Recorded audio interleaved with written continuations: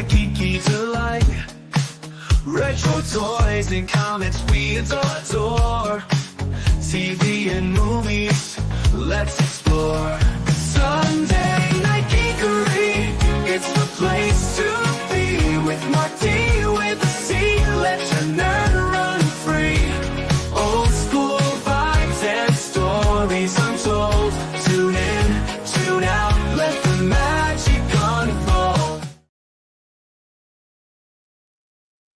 Hey everyone, welcome to Sunday Night Geekery, issue number 212. And wow, had a very busy weekend. We got a lot to cover on the Geekery tonight, so it should be a fun show. And we'll see who decides to pop in tonight. Paulie, the Latino Slant, said he might try to be here. So we always have some guests, but for now here, let's make me small here. What happened? Here we go. Come on, StreamYard. Yeah, medium size there. How about I be medium size? But you're stuck with me just for now. Yep. But let's say hi to everyone in the chat. And of course, hey, always got to remember our great buddy Clobbering Times. I just love Clobbering Time. And Tim is usually in here with that first, but I'm sure he'll make it here soon. Yep. And Randy is here. It says it's 23 degrees in Florida tonight.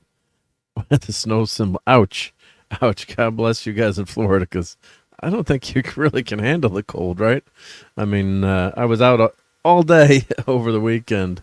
On Saturday, we had the Klondike Derby, and wow, it was a cold day. Of course, I was next to a fire for most of the day, but I can't handle the cold like I used to. Admit, I'm getting kind of wimpy as you get older, and your body just doesn't handle it as well. The young kids handle it a little bit better, but you got to have the right gear. But wow, it's it was cold this weekend. But yeah, 23 degrees in Florida.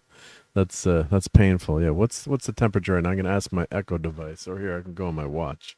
These watches, 17 degrees feels like 3. So we went into New York City today. It's Operation Mincemeat, which is a musical comedy about deception in World War II, where they planted plans on a corpse and had it wash up in Spain to trick Hitler and the Nazis into pulling forces out of Sicily. So we'll get into all that, but let's keep saying hi to everyone in the chat here tonight. So we got the great Brian Hepburn here. Thank you, Brian, and thank you for supporting the channel. And we've also got that great young lad, Year Old Toys, who's a awesome Star Wars collector. So check out his channel. He's linked in the channels listed below. And we've got Anthem 21 here. Hail to you. Happy Sunday night. And for you people on the vertical, if you want to switch to horizontal, you can come on over here. But we always love having people on the vertical as well, right? It's always good to be in two places at once, I say. And the great Maddie's daddy is here. So when Steve is in the house, of course, you know what that means. We've got to play this.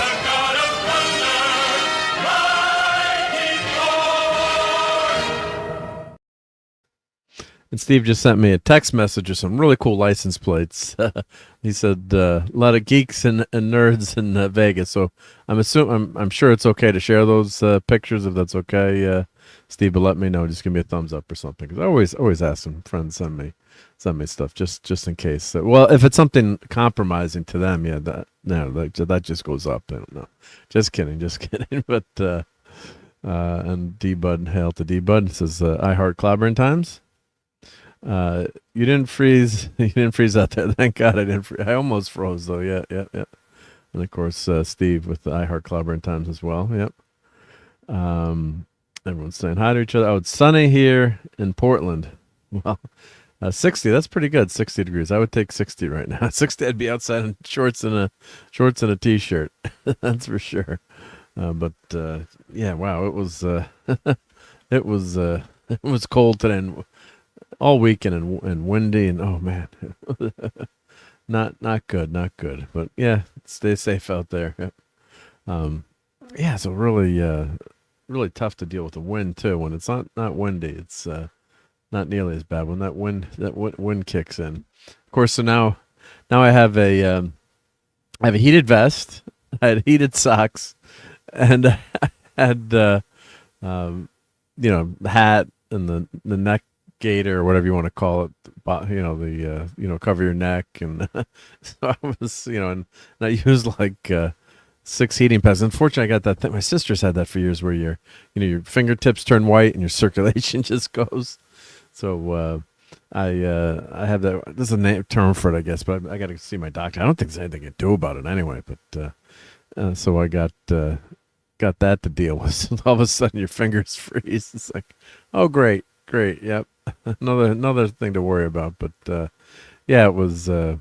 Yeah, what are you gonna?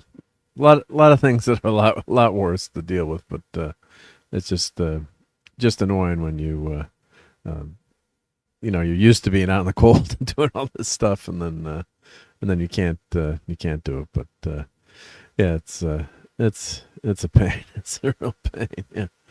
So, but we're going to do a put together as we speak. I'm kind of see if I can talk and do two things at once. And hail to Claude Salin. And Steve was freezing his ass off in Vegas today. It was 72 degrees.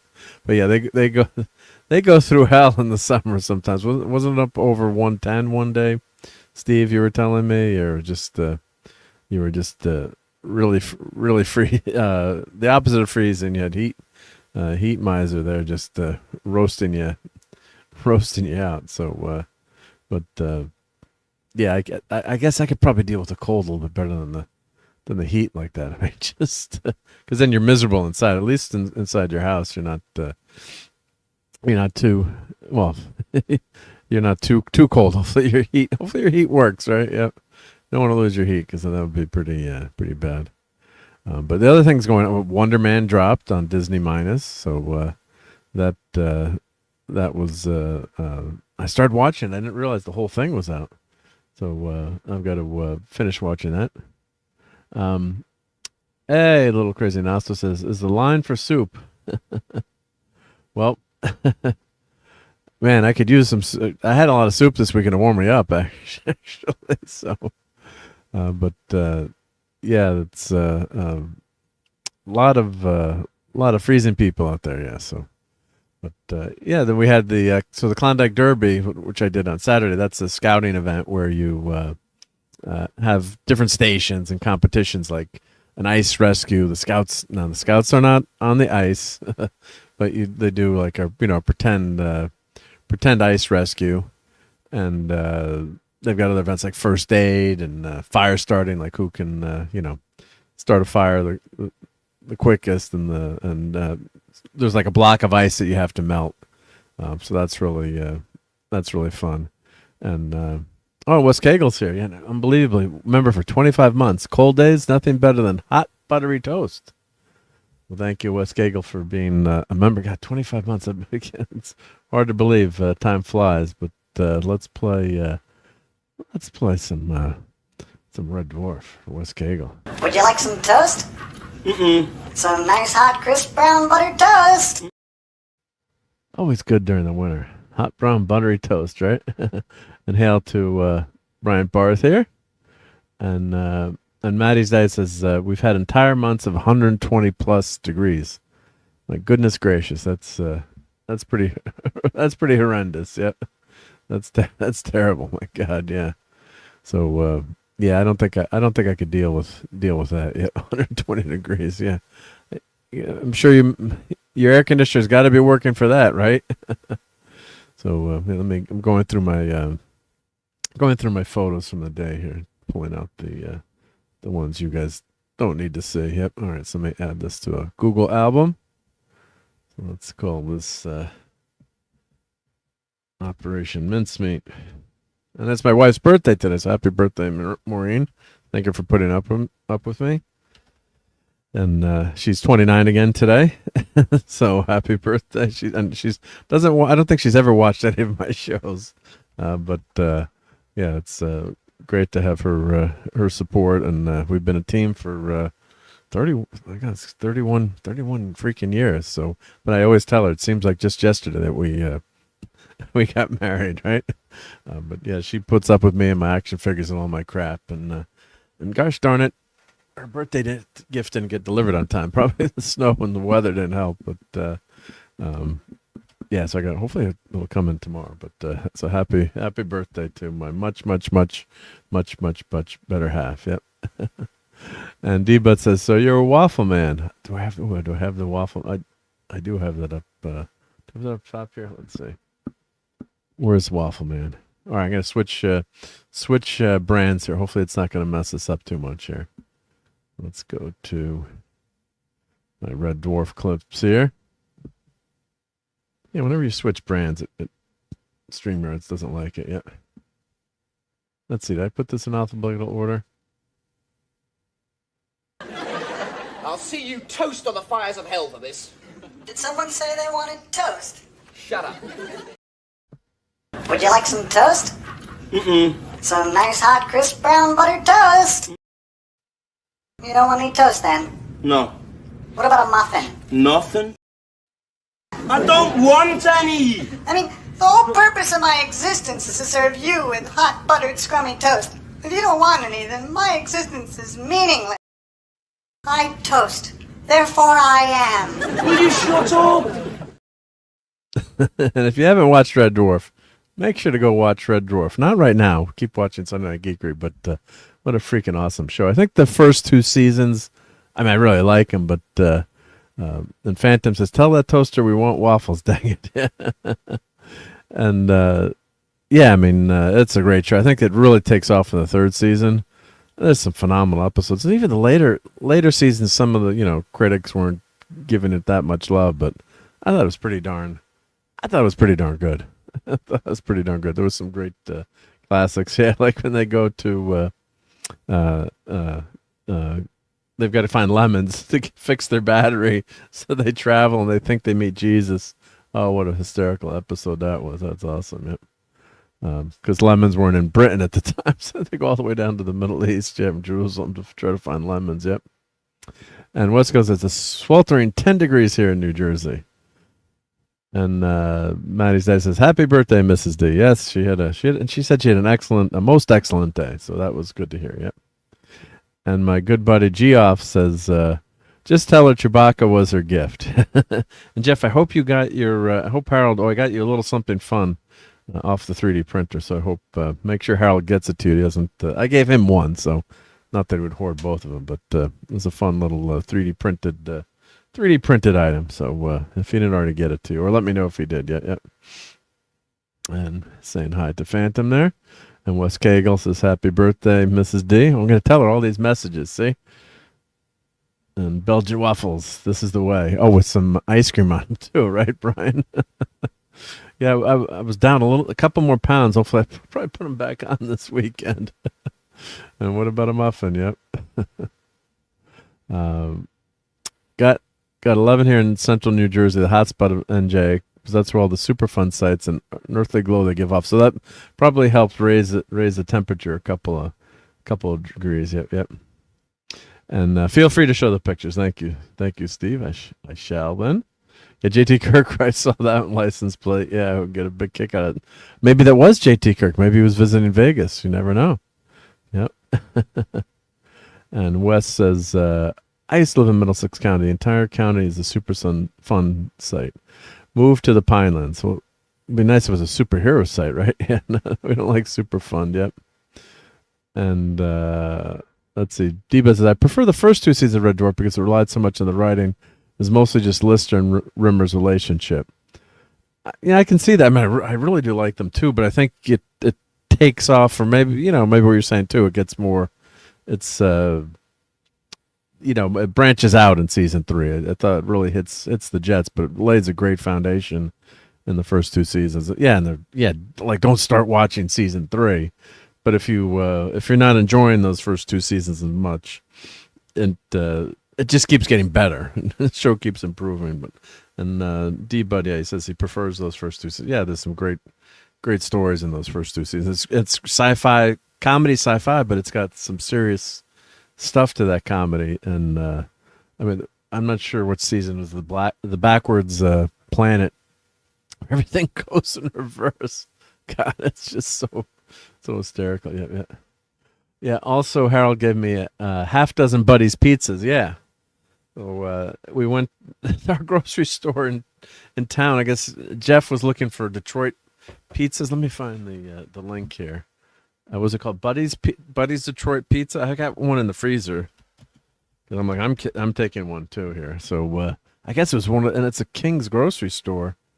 So it was not a big grocery store, where you'd say, oh, it's got it, but I guess it's maybe in just some limited chains here. So here we go. Here's Buddy's original style pizza since 1946. Let's share this screen here. So let me put the link in. All right, Buddy's Pizza. I guess this is it, right? I'm not going to go to the freezer and grab the frozen pizza pie. But Jeff, you had a craving for Detroit pizza all of a sudden? Well, thank you, Phantom, for wishing Mrs. D a happy birthday as well. Yep. And Jeff says, Lane 2.0 has an H on his forehead. On Red Dwarf. Yeah, that's an inside friend joke. Yep. So original Detroit-style pizza since 1946. And so I guess this is... well, they had that looks like the logo there, right, Jeff? That's... I guess, can you order... Is that the same... They're not showing the frozen pizza here? 1946, Detroit-style pizza was born at Buddy's Rendezvous Pizzeria on 6 Mile and Conan Street on Detroit's east side.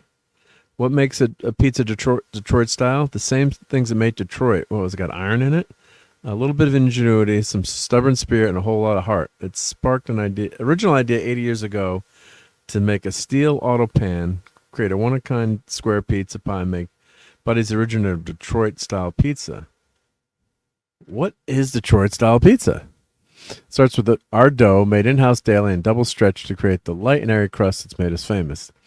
Next is forged steel square pans, aged and seasoned to give our pies a one-of-a-kind flavor and character and a crispy, extra thick crust with crunch in every bite.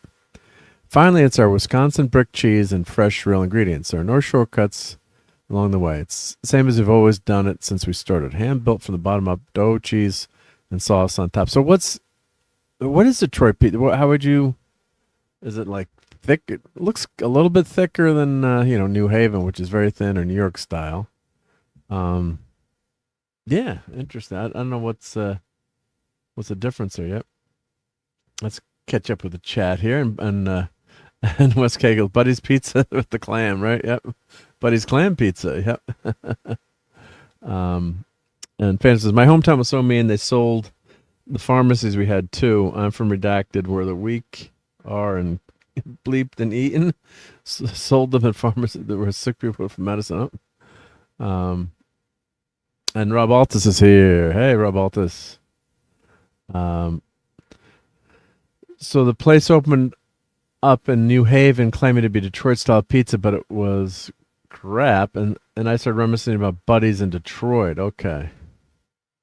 So, but I guess this is Buddy's frozen pizza? Is that... I'm not going to my freezer right now. Well, Buddy's, I'm too lazy. I'm getting up now. Buddy's frozen. But what makes a Detroit style? I mean, it doesn't sound like, just because it's square? Let's see here. Oh, where can I buy? Okay, so here we go. Where can I buy? Where can I buy this? I guess if you put this in, it's under grocery. Okay. So Jeff, I could have double charged you for these pies. Pepperoni's under the cheese. Okay. Edge to edge cheese in a metal pan. Okay. Seasoned metal pans. Yeah. Double proof hand stretch dough, pepperoni layered directly into the dough, so its flavor absorbed into the crust. Well, that's a good idea. Yep. 3 stripes of Buddy's pizza sauce for a signature Detroit look and crispy crust. Yep. So cheese, pepperoni, meat deluxe, sausage, and supreme. I gotta get Nick Weiser on. We'll have to do a review if you can get one yet.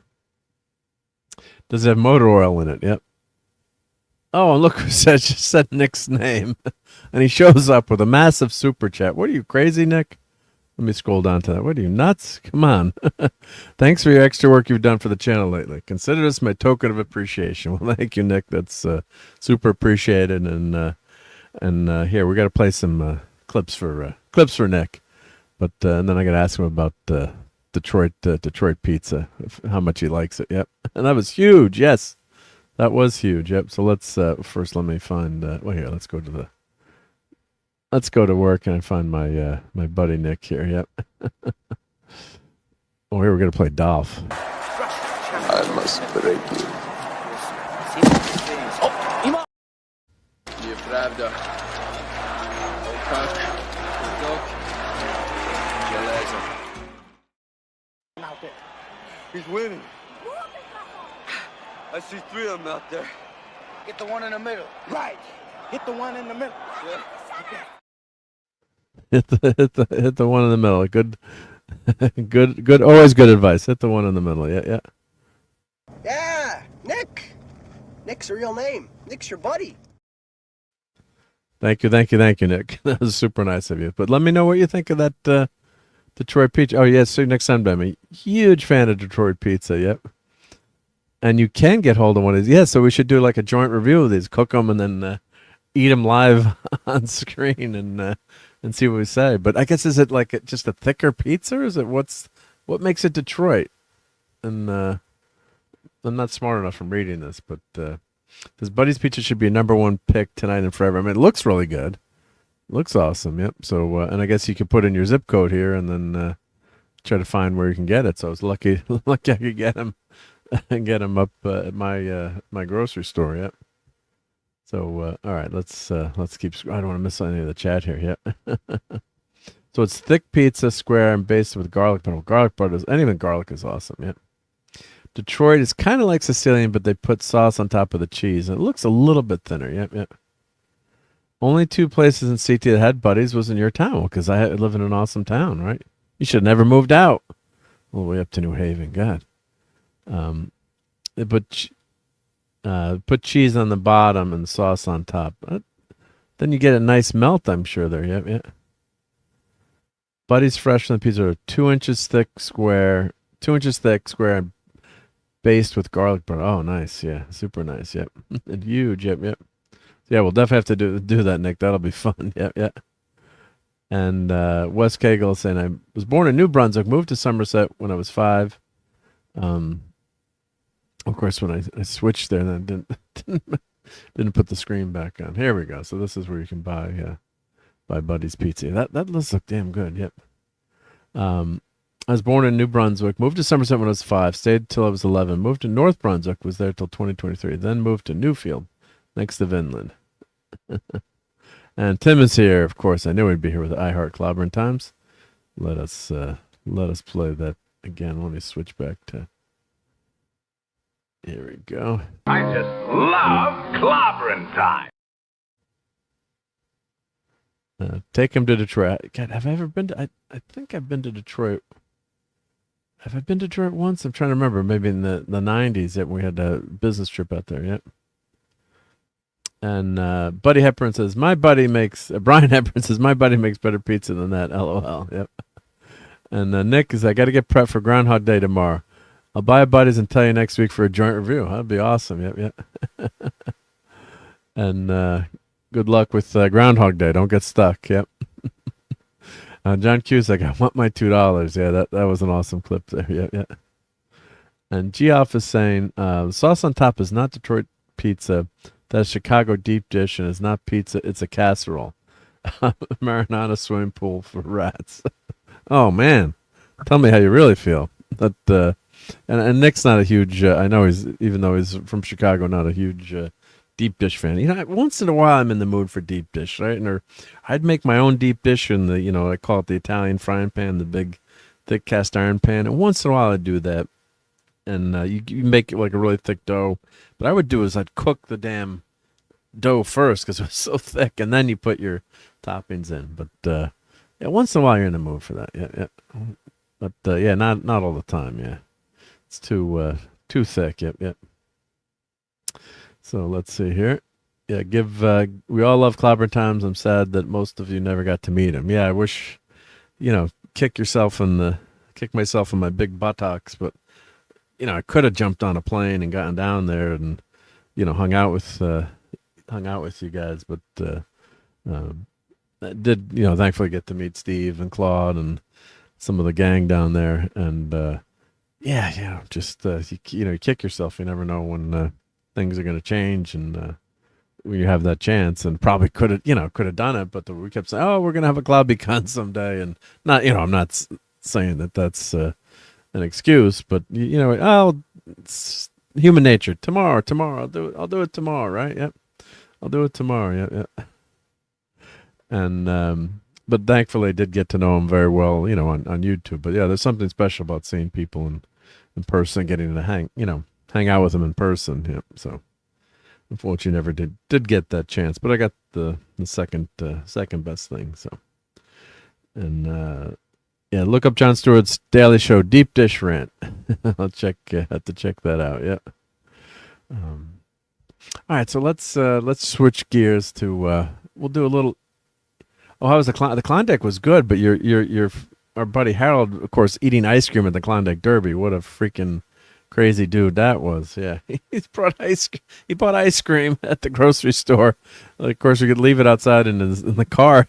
You can't do that in Vegas. Leave ice cream in your car, and he's eating ice cream at the Klondike Derby. The kids are freezing. Yeah. Yeah. I think Detroit pizza crust is par baked. That is they throw the dough in to bake a bit before they put the toppings and cheese and sauce on the pie. Yes, that's what I would do sometimes when I do like a deep dish. I'd cook it a little bit. Yep. Yeah, we always think we have a lot of time, and then it's like when my dad had cancer. Was had a great life, but you think it's going to go forever, and then all of a sudden, boom, you get that. And then towards the end, you think you just you're gonna have more time, and you don't want to admit when that time is done, unfortunately. And you think you're gonna have more, but at least I did. My father's case, with some of those illnesses, you do get to say goodbye. As much as it hurts, at least you get that chance. But sometimes you just don't know what's gonna happen. God damn it! So, but. All right, well, let's show a few New York pictures. Let's see here. Oh, I got to add a title to this album. I thought I already added a title. Yep. Well, let's see. Mince Meat NYC 2026. I think that's one word. Yep. Okay, so let's do that. Of course, yeah, and of course, Stream Elements. You wonder if the Stream Elements is listening, or it's like you always wonder if the ALXEA is listening. Yep. But of course, that popped up. Yeah, remember our friend and watch the great content at Clobbering Times channel. Did I drink too much white rum? Well, since I'm not really drinking alcohol anymore, since I'm a boring dude, no, I didn't drink too much white rum. But I did have a Mexican Coke tonight for dinner. I was at a Mexican restaurant and had a Mexican Coke, which is good because it was a little bit smaller, so you don't want to have too many calories, and it is so damn sweet now. But had a great Mexican dinner after the play, so really good stuff. So we'll do a little early foodery, but here's let me share this tab instead. So here's in the morning, freezing. Headed to the train. So it's the way to go to NYC. As much as I sometimes enjoy driving, but yeah, heading on the train to NYC is the way to go, especially if you're going to Grand Central and somewhere near there. It's pretty convenient. So I just food vendors. Are those mangoes? Oh, I love mangoes. That was on the way on the way in, but yeah, I should have bought some. I love mangoes. Yep, I think those are mangoes. Yep, and churros. Yep, hardworking people selling their wares. So if you ever want to go to Broadway, NYC, you take Grand Central on Metro North, depending on what town. If you're not staying in New York City, and then there's a shuttle. It's just a little travel tip here. So there's a shuttle in NYC. From Grand Central to Times Square. So you just, and you can ask, people are friendly in New York too. Not all the time, but I've had some, people help me when I'm not sure where I'm going. And, especially if you see a cop or someone that works there, obviously they're going to help you. But if you ask someone, oh, where's the shuttle? You just walk outside of Grand Central. You're in Grand Central, but you just walk out and you walk, down, down some stairs, and then you hit the shuttle to to Times Square, so you don't have to, take an Uber or walk there. It literally drops you off in the middle of Times Square. So yeah. Oh, and then let's see what Wes Cagle saying. Yeah, I thought I had a ton of time. Then I'm assuming that's your dad. You said your dad fell, hit his head, and passed 2 weeks later. Shit, yeah, that's horrible. And falling, it's just such a common thing. And as we get older, you're home, right? When you don't, I'm assuming, maybe your dad was home or wherever, but it's just such a common thing where that happened to. Okay, thank you, Wes. Sorry. Like my father-in-law, we were joking about it at the time, but he was coming in from the garage, and he was pretty frail at the time, but he was going up the steps, and he fell basically into like the recycling bin. So we thought that he was okay. They were laughing about it, but then it turned out he'd like cracked some vertebrae in his back, like, very subtle. Yeah, it sounds, it's like you have a minor heart attack until it's minor till it happens to you. And he had some cracked vertebrae and then had to go to PT. But after that, he was never, it was this downhill spiral, and I think he passed like maybe it was 2 months later. But yeah, it was rough, and it was just fall. We're laughing about the time. It was just falling in the garage, and he landed. Instead you'd think like he. If he had landed, there was like a big recycling bin, like cardboard box with all the recycling stuff. He didn't like hit his head or fall onto the ground or anything like that we thought was bad at the time, but unfortunately did turn out that he got hurt. Yep. So this is when you come out of the subway, and the subway, a great system there. Yeah, you got to keep your always. I'm always a paranoid traveler, but you got to watch out. But especially going to Times Square, it's a lot of police around, and it's pretty well traveled, so it's not like you're on the subway at 2:30 in the morning. And yeah, it's not always it's not all like the Warriors movie. Yep. But this is a famous recruiting station in Times Square. Of course, there's ads everywhere and huge billboards, and Carlos, the baker. Yep, he's got a place in Times Square. Don't look for any bargains typically in Times Square, but there's a lot of cool stuff there. And you can always tell the tourists. I was pretending to be a tourist today, keeping my head. You can tell the tourists like heads up in the sky. Yep. The Hard Rock Cafe. Oh, we got some great dining with Taco Bell there, and just some more pictures of walking down the street. There's the Hard Rock Cafe. And yeah, just there's all kinds of vendors. God bless these vendors that are out. We're out today. Yep. Let's see here. Let me catch it. Don't want to miss the chat here. Yep. We used to get pretzels from street vendors in Philly all the time. Best soft pretzels I ever had. Yeah, this food from the street vendors sometimes is really awesome. New York, they have knishes, which is a Jewish dish. It's like think of like a deep fried mashed potato with like a shell around it. Not like a soft shell around it. Oh, so good. Yeah. First time I had it in New York City, like someone's eating, I'm like, what's that? And like, that's a knish. I'm like, I'll try it. And good with mustard too. Yeah, I don't know. Can you buy knishes in grocery store? Let's see, knish. I bet you they. Fairway used to sell them like fresh. I'll just show a picture of a knish here. Let's see. Can I find a knish yet? That's KN. These don't look like the ones that. Here we go. Yeah, that's here. Let me share this tab instead. Yeah. This is what I'm typically. Yeah, they're kind of like that. I don't know if they're deep fried. Yeah, Coney Island original square knish, seasoned mashed potato, wrapped in a crispy crust, kosher, vegan, dairy free, cholesterol free, 9 per box. Yes, I guess you can get them at Katz's Deli. Really great comfort food. Yep. Good stuff. Yep. So that's another food that I would highly recommend. See, we're getting our foodery stuff in as we go. Yep. There's all these vendors with photos and stuff. The only problem is you're going on the train, so kind of a pain if you don't want to carry that around all day. But some fun stuff and some people braving the elements. There's still tourism on one of the coldest days of the year in NYC and in Times Square. Yep. And let's see here. Yep. Phantoms. Oh, says, oh God. My dad passed via multiple heart attacks after failed surgery in an NYC hospital. Was just doing the worst work ever. Ed Koch's brother passed there 30 years in August. So very, very sad to hear that as well.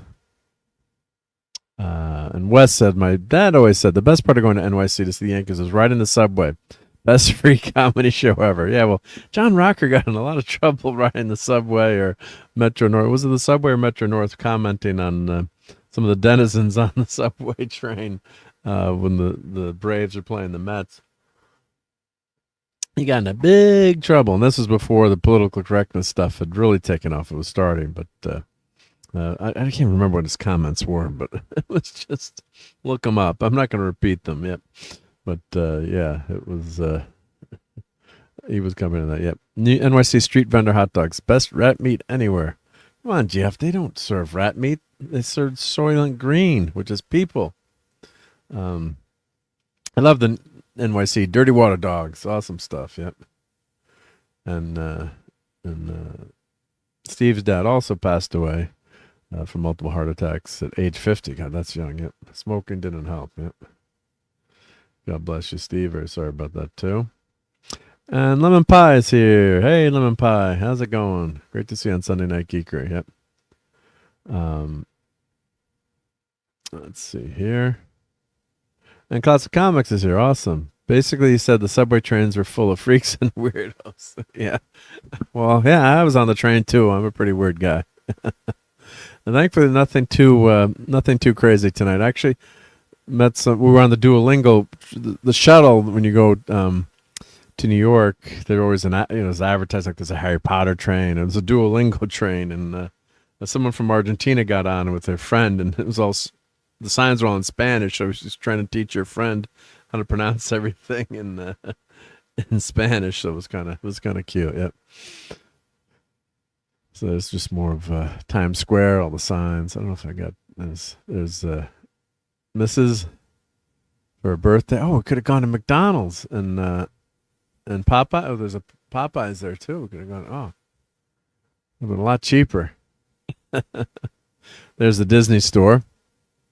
And we went there over. We were in Times Square before Christmas, and there was a line wrapped around the door to get into the Disney store. So it would have been fun to go into to see what was there, but didn't have time. And of course, despite the GPS, I still missed the street. Mornings, I thought you knew where you're going. I thought you knew where you were going. So we walked a little bit too far, but then I was able to get some cool pictures from walking too far. So let's see if they came out. There were people cosplaying as King Kong and Transformers and stuff. Yep. So if you might recognize this view from if you ever watched the ball drop. This building and these billboards are usually in the background at one point. So I think the ball drop building we're getting close to that. Yep. I think, is this where they drop? Tough to tell exactly, but I think the ball drop is up. I'm not sure. Anywho, it's around here. Yep. So this is, that's the one thing I'm never doing. Ain't no way you get me to watch that ball drop in New York City. Not happening. Of course, yes, sub to our buddy Paulie, Latino Slant. Here's his link there, great friend. And let's see if he pops in tonight. Let's see if he remembered it. He's got the link, or he should have the link, yep. I don't know what the heck that's supposed to for. That looks pretty freaking scary. Well, that picture came out pretty cool. Oh, yeah, this is where the ball drops, right? I think that's a ball drop building. Yep. I can picture balls dropping right there. Yep. And what the heck is this for? Paramount Plus? What the heck? That looks freaking scary. Anyone recognize what that's from? Is it Walking Dead something? No, that's not. That's not Paramount. Huh. School Spirits. That's the girl from Cobra Kai. I'm forgetting her name, but she's a very good good actress. I haven't watched that show, but yeah. So you're inundated with ads and a lot of entertainment stuff there. Yeah, yeah. And when waiting for your subway train, stand as close to the edge as possible so you can be first on board. Yeah, yeah. Actually, my daughter was standing near the train. I'm like, always stand in front of the pillar, Nicole, right? She's, Dad. I'm like, yeah, well, I'd be tough to move, but yeah, yeah. That might be the only Disney store left. All the Jersey malls that shut their doors long ago. You know, it was really sad when that Warner Brothers store closed too. That was fun when they had all the great Looney Tunes stuff and Warner Brothers stuff. Yeah, a really cool one in our mall, and that closed years ago. Yep. Yeah, I wonder how. I mean, other than Disney, yeah, where the? Let's see, Disney store got by the power of Google. Disney store locations. Let's see. Store locator, Disney store. It was one. It says Elizabeth, New Jersey. Let's see, Danbury, Connecticut. Must be only big, huge locations. Let's see, California's got one. I guess there's a few here and there. Yeah, Silver Sandsville, Florida, Branson, Missouri, Elizabeth, New Jersey. You're saying that one's closed now. Las Vegas, Premium Outlets, Times Square, Oklahoma. So there's more than I thought, actually. Tennessee. There's 21 stores, it looks like, across the USA. Couple in Texas, so 3 or 4 in Texas, Myrtle Beach. Interesting, yeah. I wonder if they have some of the, the exclusive stuff, like they came out with Amigo FF toys again, and they were at Disney. Should have had Dadman go to get me one, paid him some extra dinero, but did I see Newman? I did not see Newman. He's returning his bottles all the way to Michigan, right, or wherever he was going for the 10 cents back then. Yep. Now Connecticut's actually 10 cents for your bottles. Yep. Well, Old Allied Chemical building. LOL. Yep. Yeah. Yeah. Newman from side. I knew who you meant. Yep. And hail to Alaska, Jeff. How's it going? Great to see you. Oh, actually, speaking of Alaska, I'm doing a YouTube training. They do offer to creators that help us become even more successful on YouTube. And I met someone on YouTube who was super nice. Let me put her channel in. It's Alaska Vibes, and I guess she did. She was doing a TV show on either Discovery or Nat Geo about Alaska, and the show got canceled. Now she's doing it on YouTube. So let me put. It's very nice to meet in one of these training sessions for creators. Let me find her channel here, or I can just do a search here. Yeah, Alaska Vibes here, because that's pretty easy to find. Yep. Let me look that up. Really cool footage. Yep. Let's do Alaska Vibes. Let's think of Alaska Jeff. Maybe you know her. Alaska doesn't have too many people, right? Alaska Vibes. And Admiral Teague, sir, is here. Awesome. Yeah, so here's the channel, Alaska Vibes. Let me put this link in for everyone. And go sub and tell her Mark sent you. So, the Port Protection Alaska. So that was the TV show Port Protection. Yep. And Alaska Vibe picks up where the Nat Geo left us hanging. Join us. Yep. So the show had gone canceled.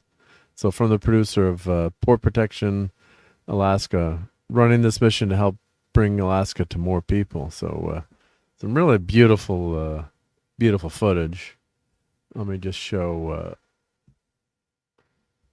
a couple of seconds here, because you always want to go sub to someone, but I'll just play a few seconds. But Let's see, share this tab instead. Let's see here. Is it sharing? Yep, there we go. But she did this on a drone. They saw the whale coming through, and let me make it full screen. But look how gorgeous that is. A whale going like that. Just freaking amazing. Some beautiful, beautiful footage. So here's the link to that video so you can watch that video. That video was called, which was this one? Poor Protection, Blood on the Deck. So part 1. So let's see, 120,000 views. Yeah, I can see why with a very cool video like that. So check that out. Very nice person to meet. I don't know if you know Alaska Jeff must know Poor Protection much better than we do. Yeah. Let's. I clicked the wrong thing. Come on, Mark. We don't need to share the audio. There we go. Okay.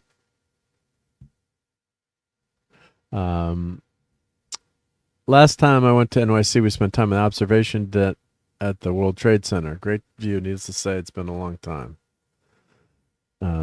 That's the World Trade Center was amazing to visit. Yep. Hail to Admiral T. Guess I was in your neck of the woods today. Let's play a few Star Trek clips for the great Admiral. No bloody A, B, C, or D.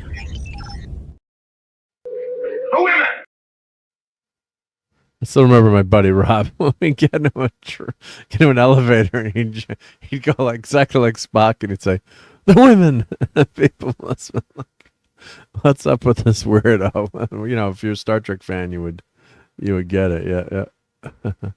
And of course, remember our great buddy Gil, Cardinal Sin. It drops at Times Square. It used to be Allied Chemicals. Is that where the Joker was created? It's one in the middle of the pic with all the electronic billboards. The skinny building. So is it this one, Phantom? I don't know if you can see. Oh, you can't see my mouse moving, but the one with the antenna. I think that's what. But or maybe this build. You're saying this building here with all the billboards. But if you're there, yeah, you won't miss it. Yep. Let's see. Wes says we had 3 Disney stores with 20 minutes within 20 minutes of me when I lived in Central Jersey. Mendel Mall, the Brunswick Square Mall, and the Woodbridge Shopping Center, all gone now. Yeah, it stinks. Yep. And malls aren't doing that well either, right? So, yeah, it's we had a new mall opened in Connecticut in Norwalk, and what they did, they lured a lot of the other stores from the Stanford Town Center. I think they offered if you switched like free rent for like 2 or 3 years or something. So it was like a no-brainer to move, which stunk for the Stanford one, and there's not a lot left. Yeah. Westcott says there was a Disney store outlet in New Jersey, Elizabeth, New Jersey, but I'd like to check and see if it's still open. If you go to Elizabeth during the daytime hours, safety first. Yep. And of course, sub to Retro Blasting, our buddy Mike. Yep. Alaska Jeff says nice. Who let me in here? Hey, Claude, how's it going? Yep. We'll let you in here anytime. You got the link if you ever want to pop in, Claude. Yep. Get on in here.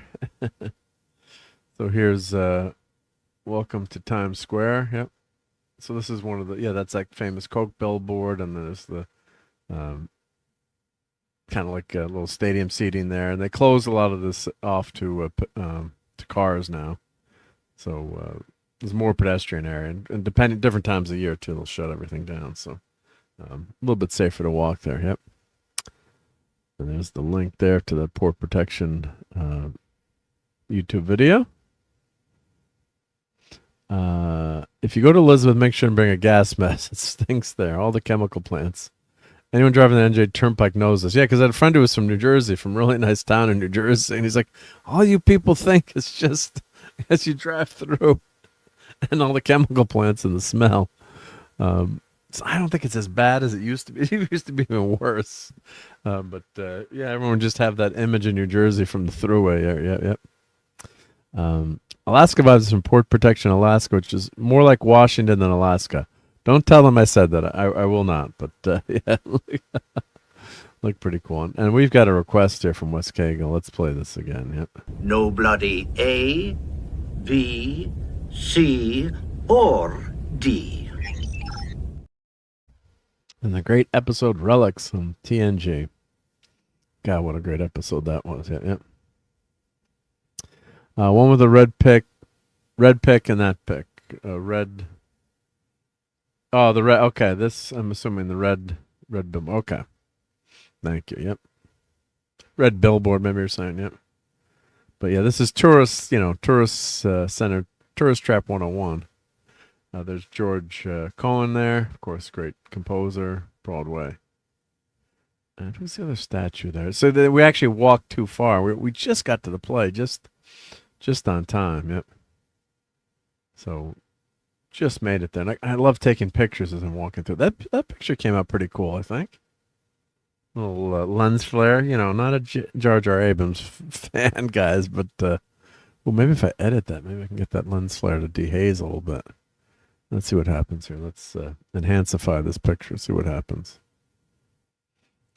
Let's see if that does anything good. Let's have some fun here. Let's see, enhance.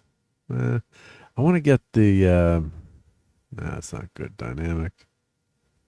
I want to get, let's see, they don't have a dehaze on this one. Let's see, do they?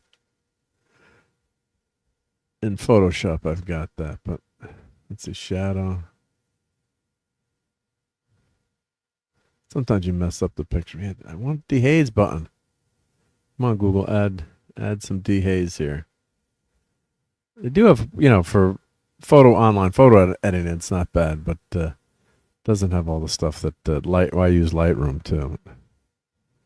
Let's see, we won't save that, but there's King Kong there.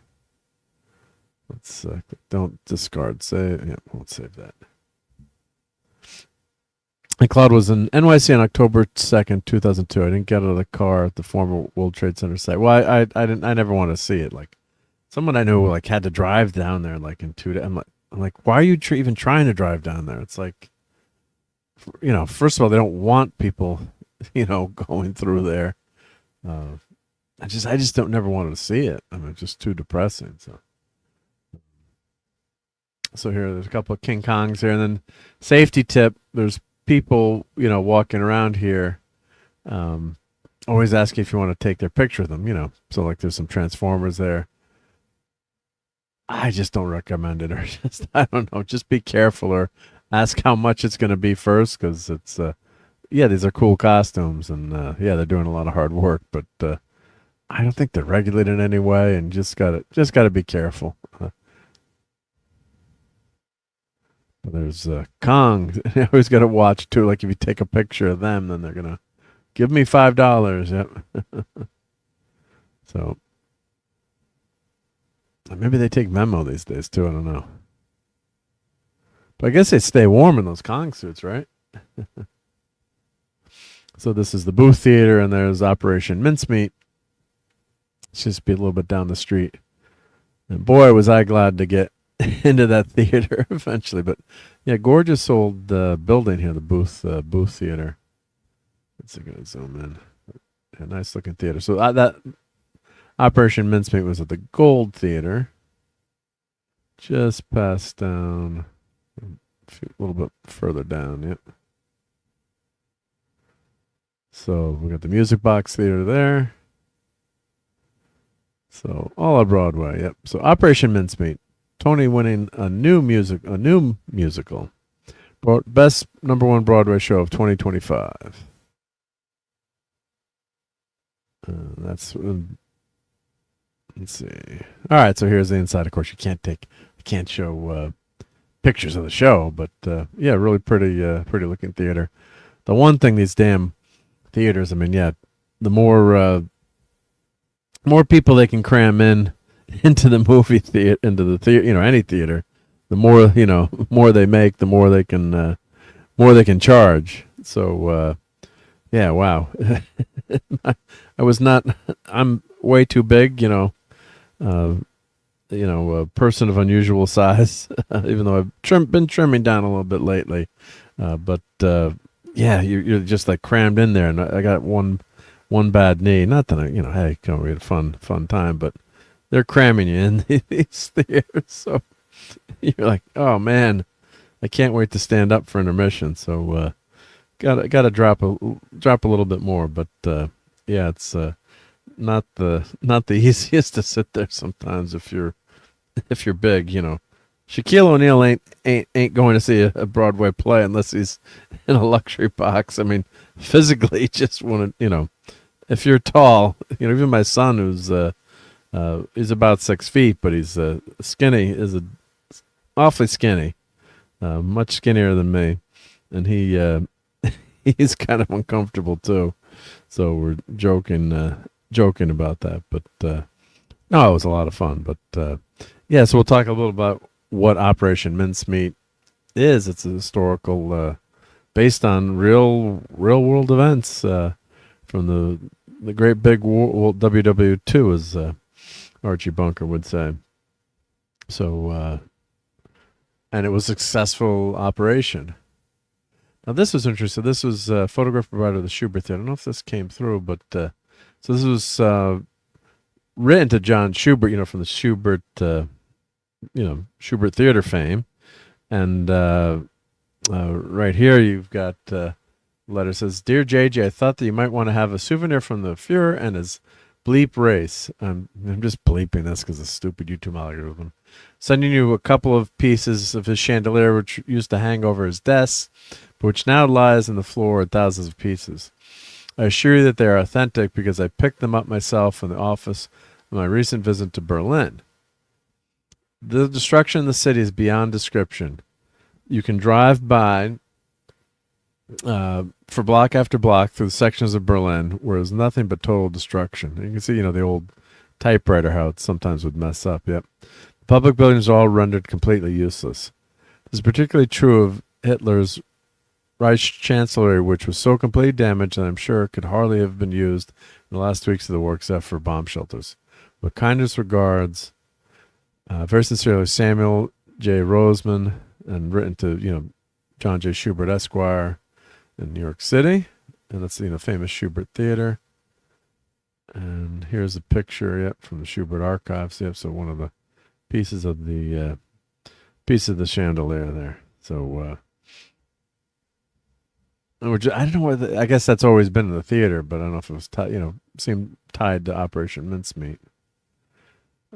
It's just another picture. There's the stage, and they had really cool. This is an intermission, and they had a cool LED lighting here. So a very minimalistic staging, but these lines all would light up and can do patterns and displays, which was really cool. So what was nice is they would add to the effects, and then this would fold. This actually folded down in the middle here. There's doors in here. You can't really see it, but doors would open and close, and they really had quite innovative sets there. Yeah. Okay, let me catch up to the chat here as I was looking at that other screen. I'm missing the chat here. Fans, I haven't had a sense of smell since a kid, so I cannot smell Elizabeth Newark or anywhere else. That could be good or bad. Yeah. And Westgate, Relics is one of the best TNG episodes. Yeah, you're not gonna have any argument from me on that one, and most people. Yep. Stinks on people smell, unless of course you live in New Jersey. Yep. I'm gonna lose all my New Jersey viewers. Yep. I did hear about that Alaska Jeff, so hopefully that's true. But yeah, because and the tough thing about pancreatic cancer is how difficult it is to detect. Once I think it's treatable, or much more treatable if they catch it very early. But with pancreatic cancer, I don't think it's until they by the time the symptoms manifest, it's usually spread. Unfortunately, like with my dad, we thought he had jaundice. He was starting to turn yellow, and but that's when it had spread from your pancreas. So by then it's gone to his lungs, and it was Christmas 2016. We went to the emergency room Christmas Day, and found out he had cancer everywhere, unfortunately. So it's really, really shitty disease. So hopefully that's gonna work out. Yeah. I'm still shocked that no one's yet to have a class action suit against a Winter Garden Theater after all the years of ads. Cats down forever at the Winter Garden Theater, really. Oh, Cats. A lot of people love to make fun of that musical Cats. Yep. That's there's some earworms in that one. Yep. And sub to your old toys. Yeah. They do the same in Hollywood, and most stink pretty bad. Yeah. D. Hayes. Is that Willie Mae Hayes' daughter? I don't know. I do not know. Yeah. They made a musical of Operation Mincemeat. What's next? Springtime for Mustache Man? Yes, it is. Yeah. I went to see that one too. Yep. Springtime for bloom bloom bloom in Germany. Yeah. I couldn't believe the first time I watched that Zero Mostel, Gene Wilder. Oh my God, when I watched that, I couldn't believe it. My friend Rob always talk about came over. He's like, you gotta watch this. You're gonna love this movie, The Producers. and God, what a great laugh a minute that was. And of course, I saw Nathan Lane and Matthew Broderick on Broadway. That was a tough ticket to get, and God, it was great. It's nothing like Zero. I mean, as good as they are, Zero Mostel and Gene Wilder. Just, I don't think it equal. It's not a terrible remake per se, but I like the original. The original, 1967 one. And if you don't know it, it's they want to make a show so bad that it fails. And they collect the insurance money, and it becomes a hit. Like the music, they've got Springtime for Hitler in Germany. It's just, to make it like the worst song ever. And it's a catchy earworm, and it takes off, and they make too much money. Yep. And hello, Mark and all. Hope everyone is well. Now that the Power Rangers playback YouTube channel is back to action, I owe thanks to Catherine Sutherland, Nikita Breeze. Take that, hacker. I'm glad you're back. And actually, the person I met that does the Alaska Vibe channel, Donnie, I always think if you want to hear Power Rangers, she books some Power Rangers. So to Comic-Con, so she represents who are the Power Rangers that she represents? She represents let's see, Kat Sutherland, Nikita Breeze, and Jason Font, Dan Southworth, Amy Slayton, and Chris Bettany Combs. Yep. Oh, that sounds about sisters. Yep. So yes, I'm sure Donnie knows. Donnie's our Power Ranger expert here. So I gotta. I was telling her about Terrificon. So always great to see those Power Rangers in person. Hey, Joe Dog, what's up? I'm really angry right now.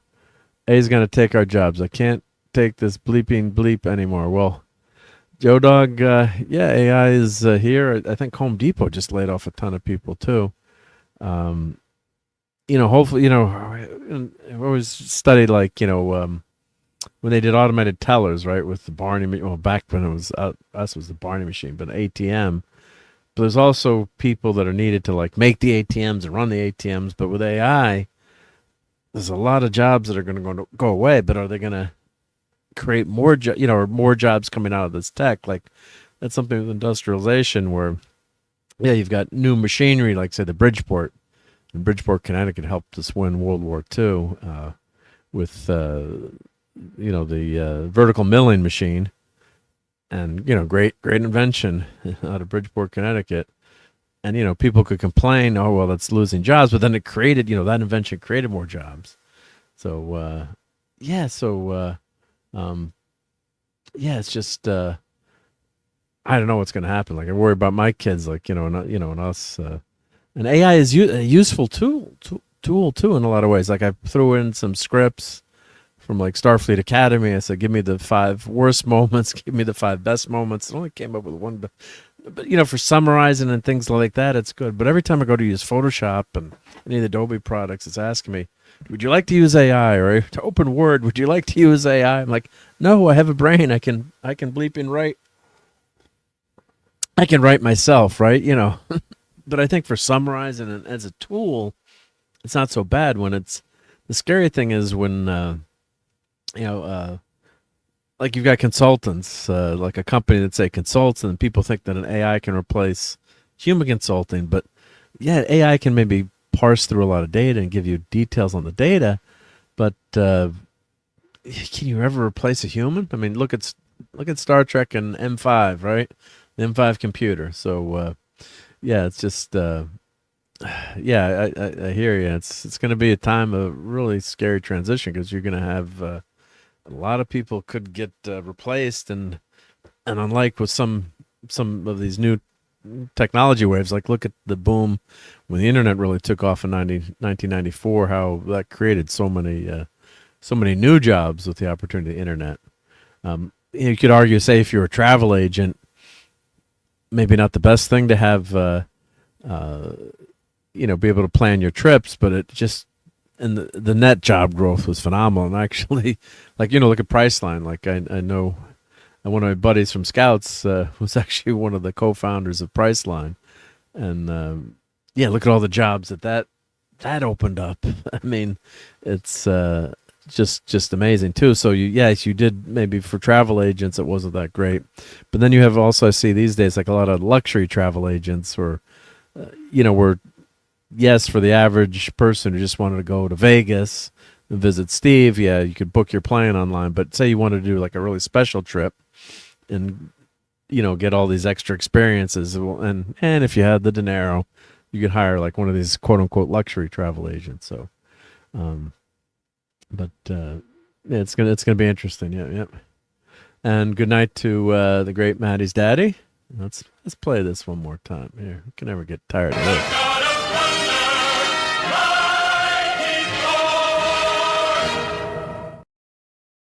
So good night, Steve, and hope you can pop onto the Geekery again sometime soon. Yeah.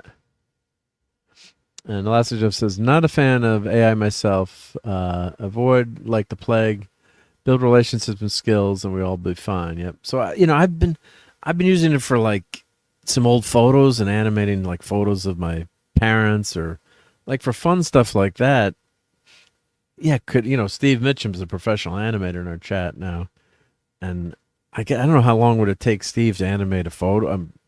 No idea, but I couldn't do it. I mean, it would take me, you'd have to learn it, but you can throw that in AI and say, add motion to this old photo. So for something like that, that's really cool. But say, hey, AI, make a whole movie from scratch, or it's going to miss that human touch. Yep. And Alaska, sadly, AI is not going to make jobs. It's going to make robots replace manual labor. We have to resist by choice. Yeah, I think that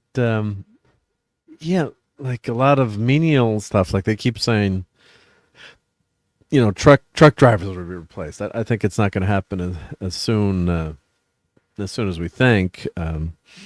But yeah, could that happen eventually someday? In 20 years, could truck drivers be replaced? Or maybe you'd have like a long haul where, like on the highway, you'd have robot truck drivers and Johnny Cab.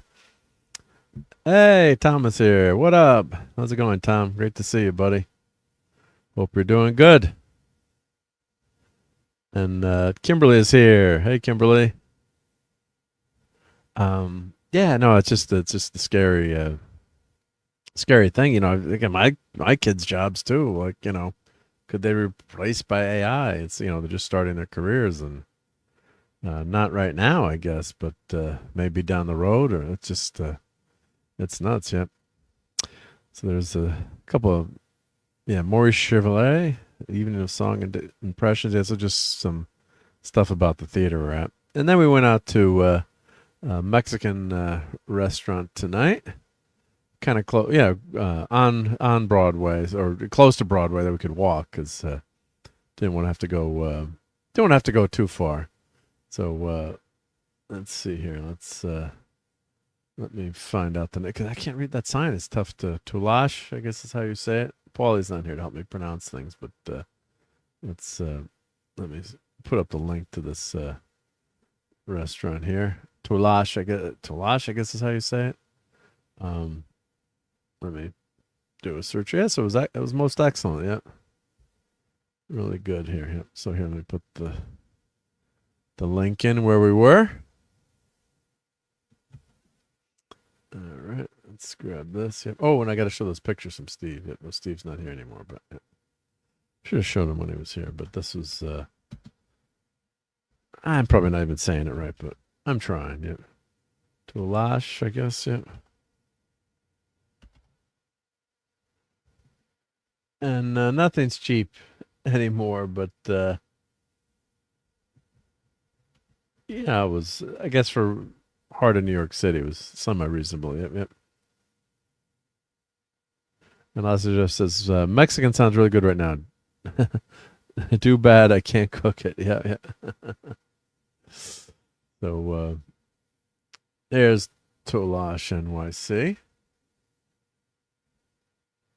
They had this nice extra room out there, I guess, to keep the place warm, and the vacuum was so crazy. You open the door, it was like it's like going to an airlock, you know. Like, there's a street that that's Wicked. Yep, there's movie. The theater for Wicked is there. I've seen that play, and I recommend seeing the play versus the movie. But, movie's too damn long. Yep. And there's the Carnegie Deli, how to win friends and influence people and make them good sandwiches. Yep. So, you get these huge, massive sandwiches. Another great picture of the Carnegie there. And this is, Times Square is a gun-free zone also. Yep. So violation of this is a felony. Yep. Oh, and there's the Michael Jackson musical there. Sure got a good picture of that. Those were all over on all the trash cans. Yeah. MJ the musical. Yep. The Whole Foods there. Yep. Yeah. Carnegie Dinner and Cafe. Yeah. So if you've seen Nick Weiser would love those sandwiches. Yeah, they're massive freaking sandwiches there. Yeah. I'll see if I can, let's see, Carnegie Deli. See if I can find a picture of one of their sandwiches. Carnegie Deli NYC. Let's see.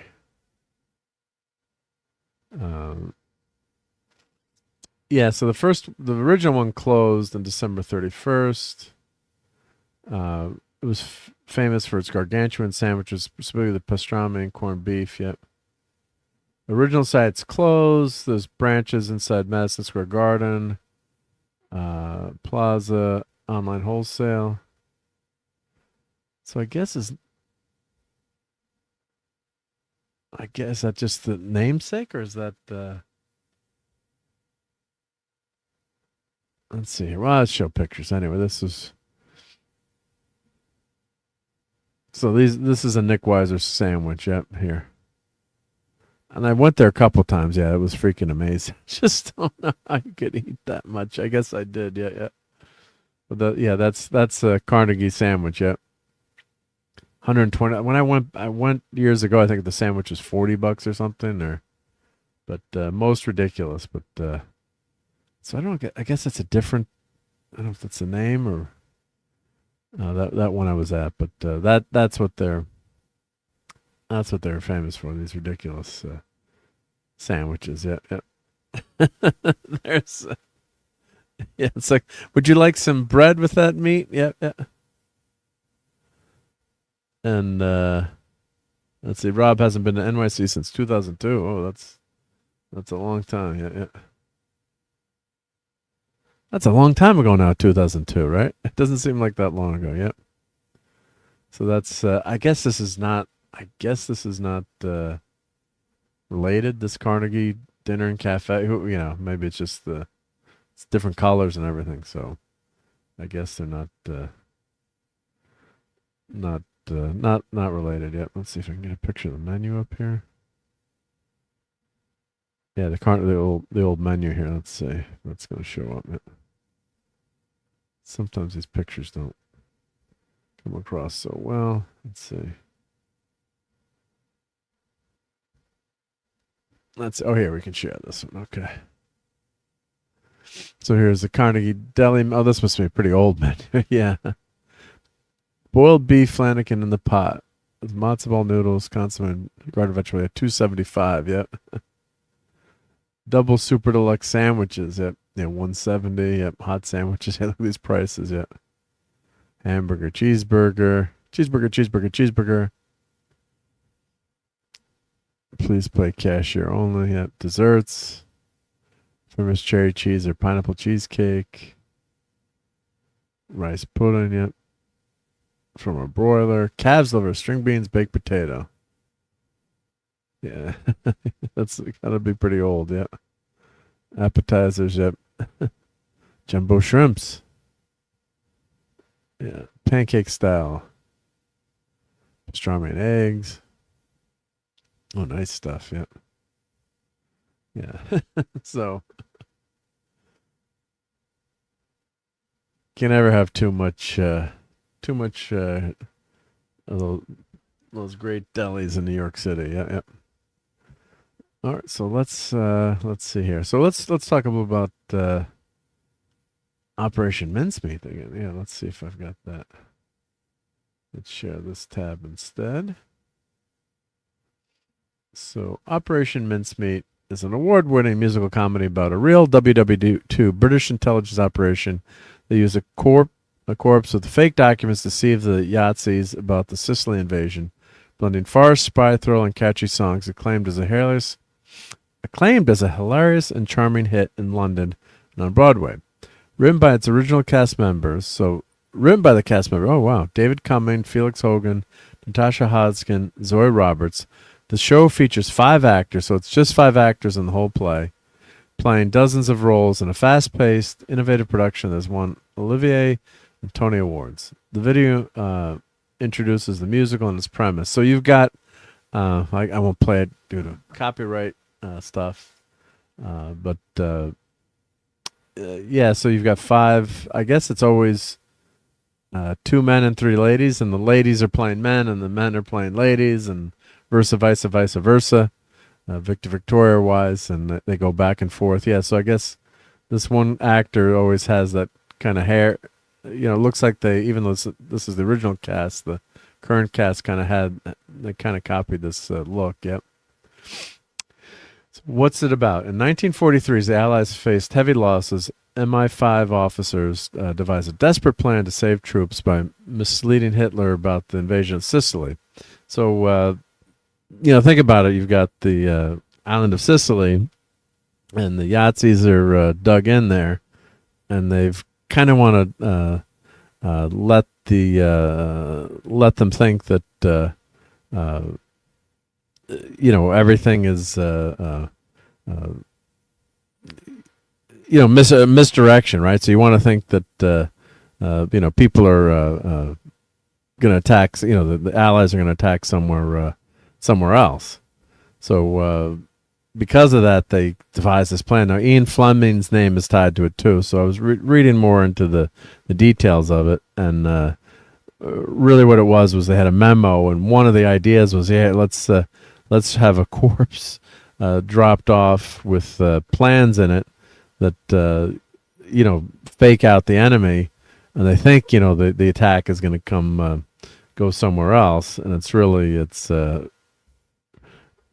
not. So then you get the enemy to shift defenses. So really crazy idea when you think about it, and it ended up working. Now historians will debate how much did it work, and was it responsible, and from what I've read too, Hitler always thought that the invasion was going to come from the Balkans,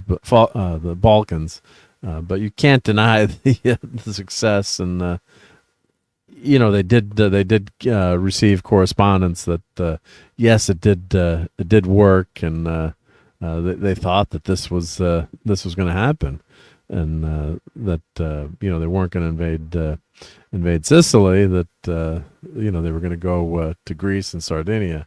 So really amazing real life caper. very James Bondian, with a sense of humor thrown in there. And of course, the tragedy, yes, is a person that had passed away, and they used his corpse. And I think it was until 1990 where they confirmed who the actual person was, and did credit him.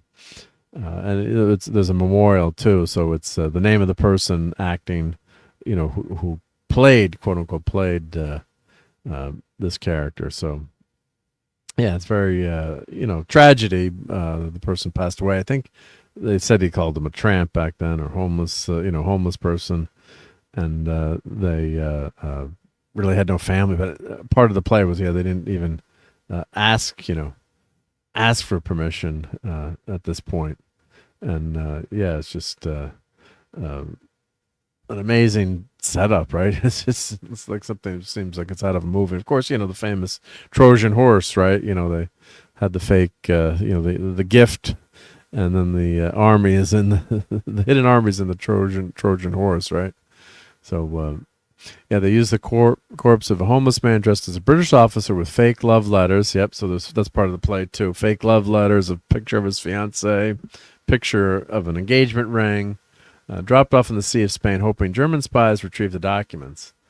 And they did retrieve the documents, and they didn't have this in the play, but they actually put an eyelash in one of the letters, and the Spaniards, they figured out a way to open it without breaking the envelope. But they explain it if you read about it in detail. And they put an eyelash in there because, hey, an eyelash could fall into something, right? And then they found, when they inspected the letter, they found out that the eyelash was gone.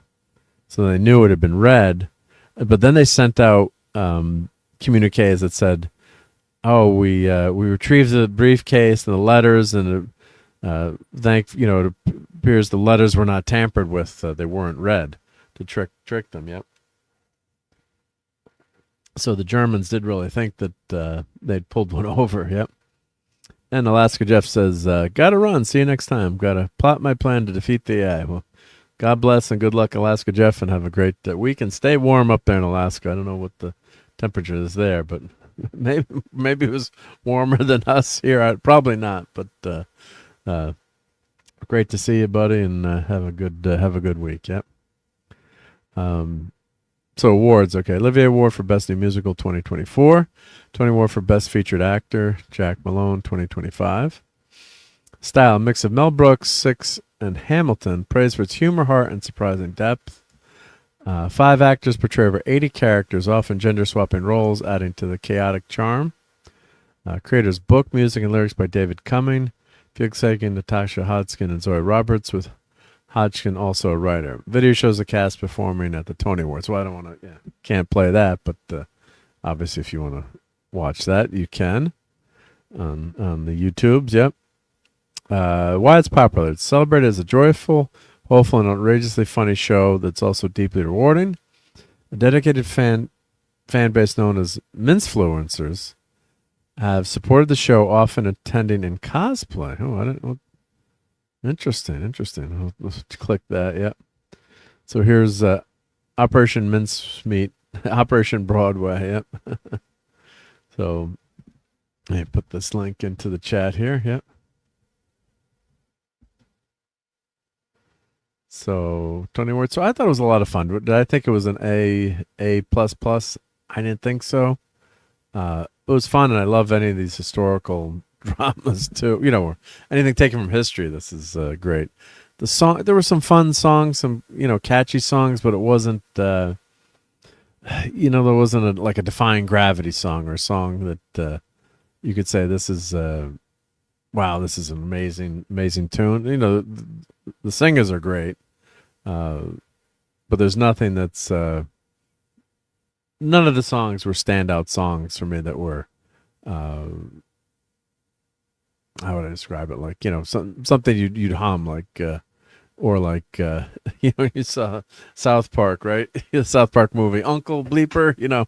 I had to make sure not to sing that at work the next day, but it's a fun show, and we got to see a matinee, so you get a little bit of a break there. But the history part of it was great. I guess is this considered the original? I guess this original cast. I don't know. They're saying go see it with the original cast. But yeah, it is a screwy kind of Mel Brooks kind of show there. And the one thing, we were way up in the top, as you can see from the pictures there, so it was tough to hear some of the lines sometimes. It's just going so fast, so quick. And I don't know if they had speakers up above, and we're way up top. Of course, you pay less when you're up there, and the view was fine. The seating was fine in terms of viewing. Viewing was fine, but and even my wife said it too. A couple times was tough to hear some of the lines because it's like a rapid fire thing too, where they're going boom, boom, boom, boom, boom with some of the lines here. So let's see availability. Show dates. On sale through July 5th, 2026. Sign up to Operation Early Bird for exclusive pre-sale access to our new booking period. Well, it's good to see that it's sold out. And I guess, let's see. Sunday show. Oh, Sunday, 2 p.m. That was our show. Sold out. Yep. So let's see. Yellow is medium. Availability good. Top secret. Can you go? Let's see. Can I go? Oh, next month. Let's see. How far out are they booked? Yeah, and of course these theaters are small too, right? I mean, it's one theater. I don't know, maybe there are 2,000 people in the theater, or so. Yeah, it's not a big audience. And of course, the weekend's obviously going to be the most popular, I guess. But like if you're on vacation, you go on a Tuesday at 2:00, right? So.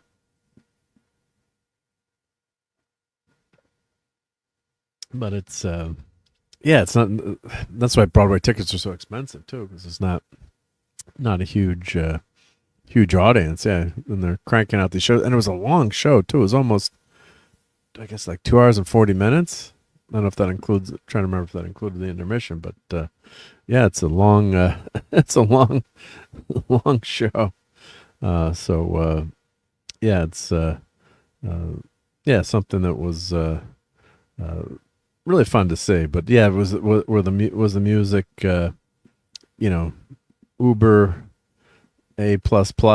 No, I didn't think it was, but the actors are pretty damn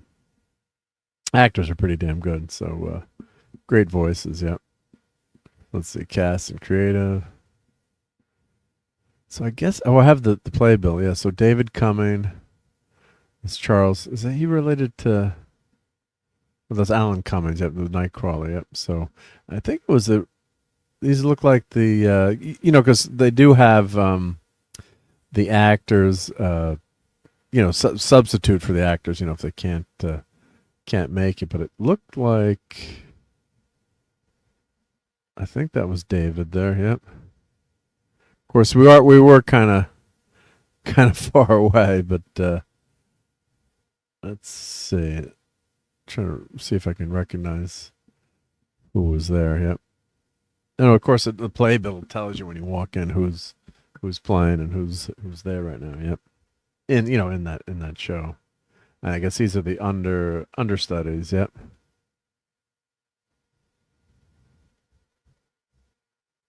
I think we had the main cast there. Yeah. Yep.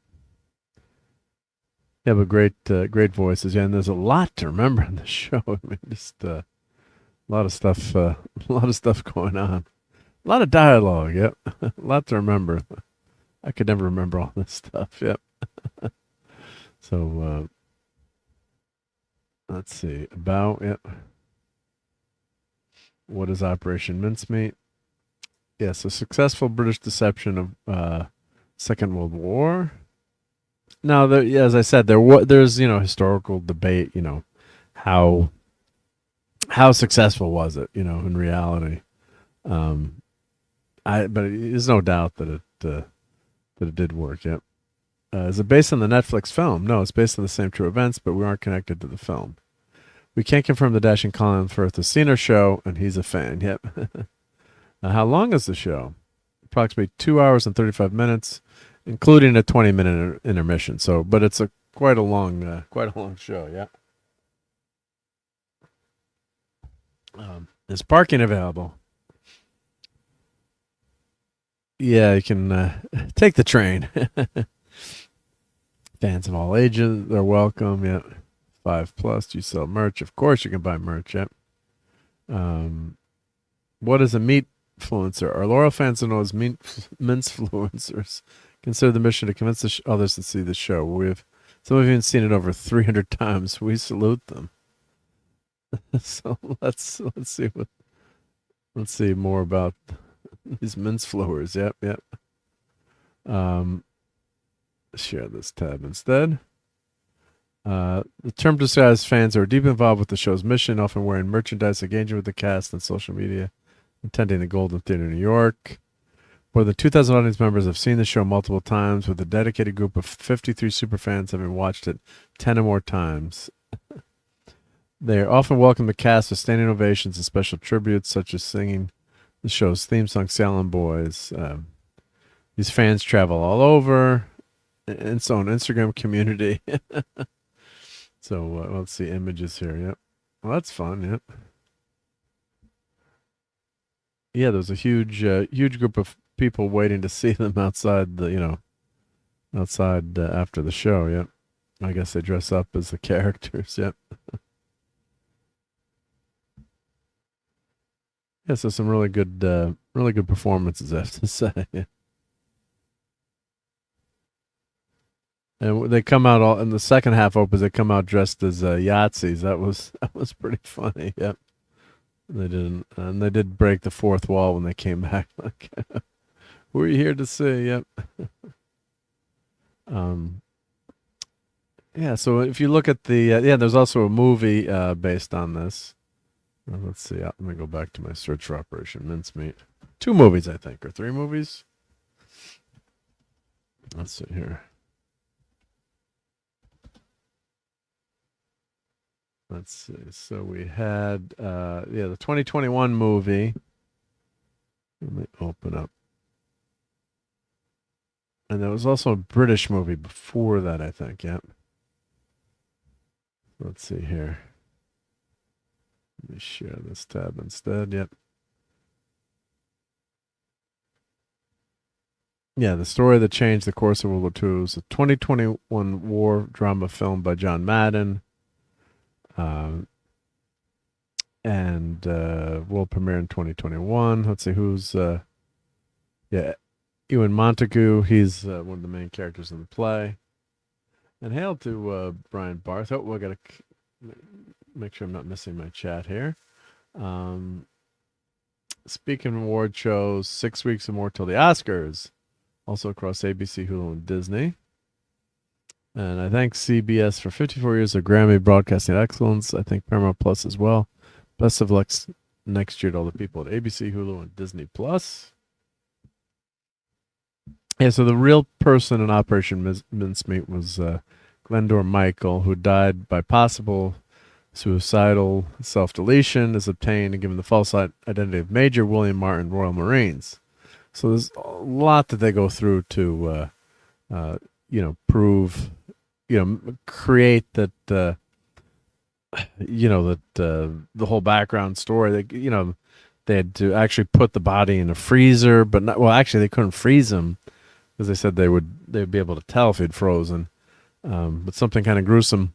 His feet did freeze, so they had to use a heater to heat up the body and put the shoes on. I'm sorry for saying that, but that was, part of the history of what happened, because they put him in, refrigerator, but, his feet actually froze, so they couldn't get his shoes on when the time came. Yep. So it was, they actually made an airtight container, and they put dry ice. And they do mention this in the play. So to preserve the body on the submarine, so they told the sub crew that they had some new top secret weather, instruments they had to deliver. And really in this canister was the body with the dry ice. And then they said once the dry ice sublimated, it pushed out CO2, which helped preserve the body further. So, because they couldn't make it look like the body had decomposed too much either, because then they would know something was up. So there's a lot that went into it to try to trick the Spanish. And then actually they had an agent working there during the autopsy. Says, come on, guys, let's just just say that he drowned. I'll take you to lunch. We'll have sangrias and lunch, and that was part of the play too. One of the running jokes. So I think this is on Netflix. This movie now you can watch this, and I believe there's on a couple of movies too. Let's see here. Operation is this the 20? This is the 21. Let's see. Operation Mincemeat films. Let me look for that. Yep. Let's see here. I know there was another one. I don't know if this was more of a comedy. Let's see. Films. It's amazing this generated so much. And of course, Montague wrote a book on this. So if you're real into history, really something fun to research. Yep. So, okay, so The Man Who Never Was, a 1956 film based on Ewan Montague's book of the same name about Operation Mincemeat. So that was in the 50s, yep. How much of the film is true? Largely historically accurate, yep. Captured the audacious spirit and key details of the real event, including Ian Fleming's involvement. The core operation was a massive success, saving countless lives.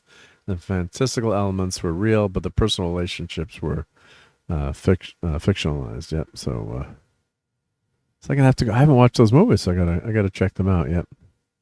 So interesting to see how much that generated a lot of creative endeavors from that incident. Of course, as we know, the Operation in Sicily went very well, and Patton did beat Monty to Messina, and he shaved really close just for him in preparation to having to kiss him. Yep.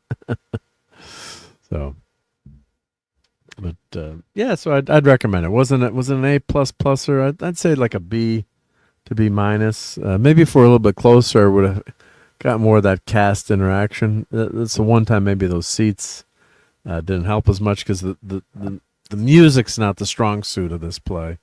I would say it's the cast interactions and acting, and not to say that the cast doesn't have amazing voices, but I didn't think the music was an A plus or so.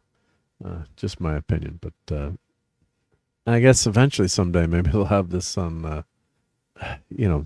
Someday they'll stream it. I don't know where you can see it, but that's the tough thing when you got to get to Broadway, see this in person. So which is the charm of it, but it's also expensive and tough to get to. Yeah.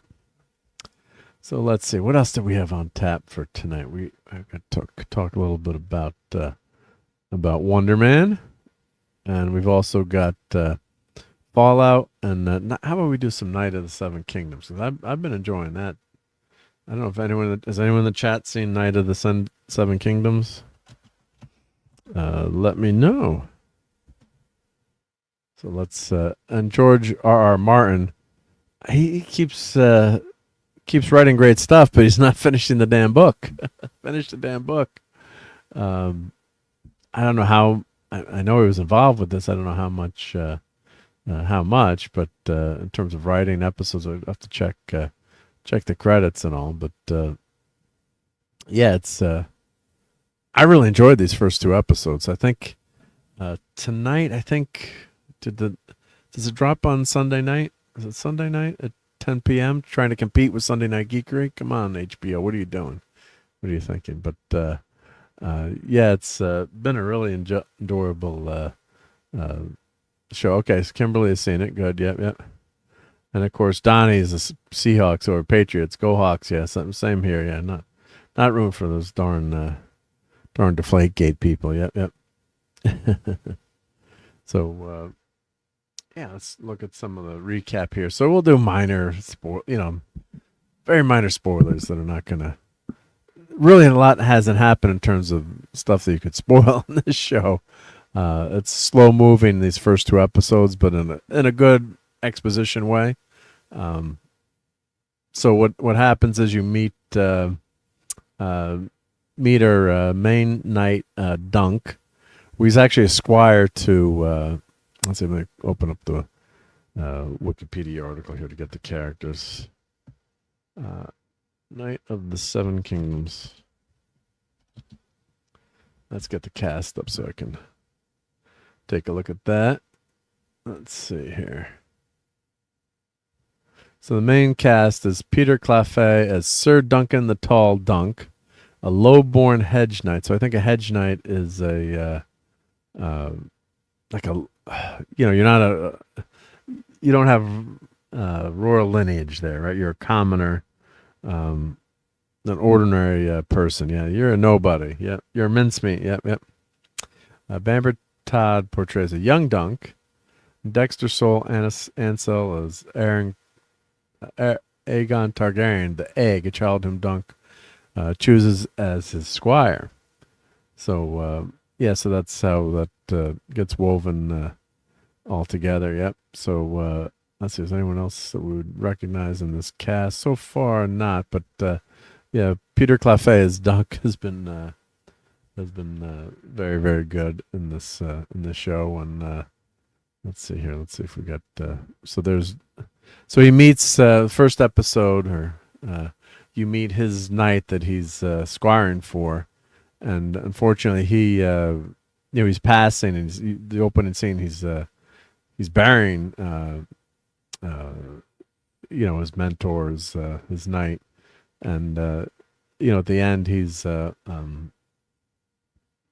christened tonight by his mentor.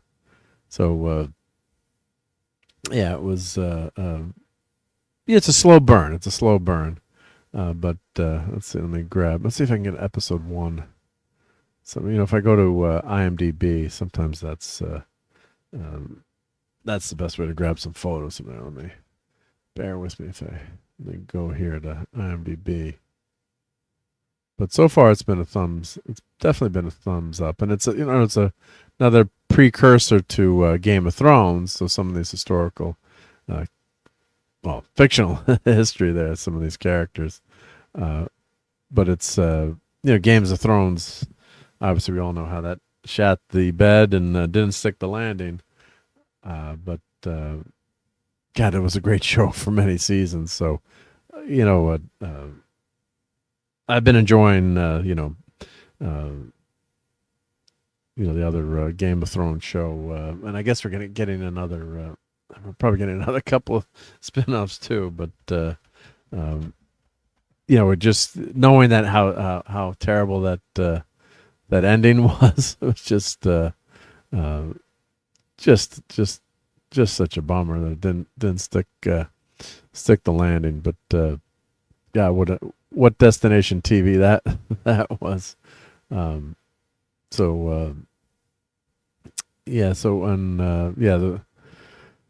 Martin still hasn't finished the book, so he's got writer's block or whatever's happening.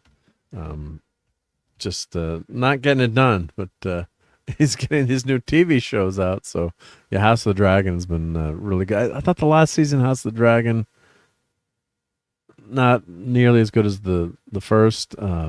Hopefully they're gonna stick the landing in this third season, but not enough happened in that second season. But we'll talk about this. We want to talk about this show now. But overall, it's been good, and Matt Smith has been fantastic as Daemon Targaryen in that show. So let's see. Let's go to photos. Let's see. So I guess we've had so episode 3 I think was out tonight. So let's check out. Yeah, IMDb always has some good photos here. Hopefully no nudity, IMDb. I don't want to get in trouble here, but of course there's nudity, and of course it's his knight that he's squiring for. Made me feel really inadequate. I don't know if anyone else saw that opening the second episode, and man, let's just say he's pretty well endowed, and maybe a little more endowed than possible, I think. But and hail to Keely Chow. He says, good midday and afternoon from Hong Kong. Great to have you here, Keely Chow. Great to see you. And sub to Mrs. Dadman, of course. Yep. Don't sub to Mr. Yeah, sub to him too. But yeah, if you had to pick, sub to Mrs. first, right? Yep. But so of course he's looked down upon as a lowly knight. So when he's got to get someone to vouch for him to enter this tournament, and he's asking, do people know about his very well endowed knight. We get more male nudity these days. Come on, give us some more female nudity sometimes too, right?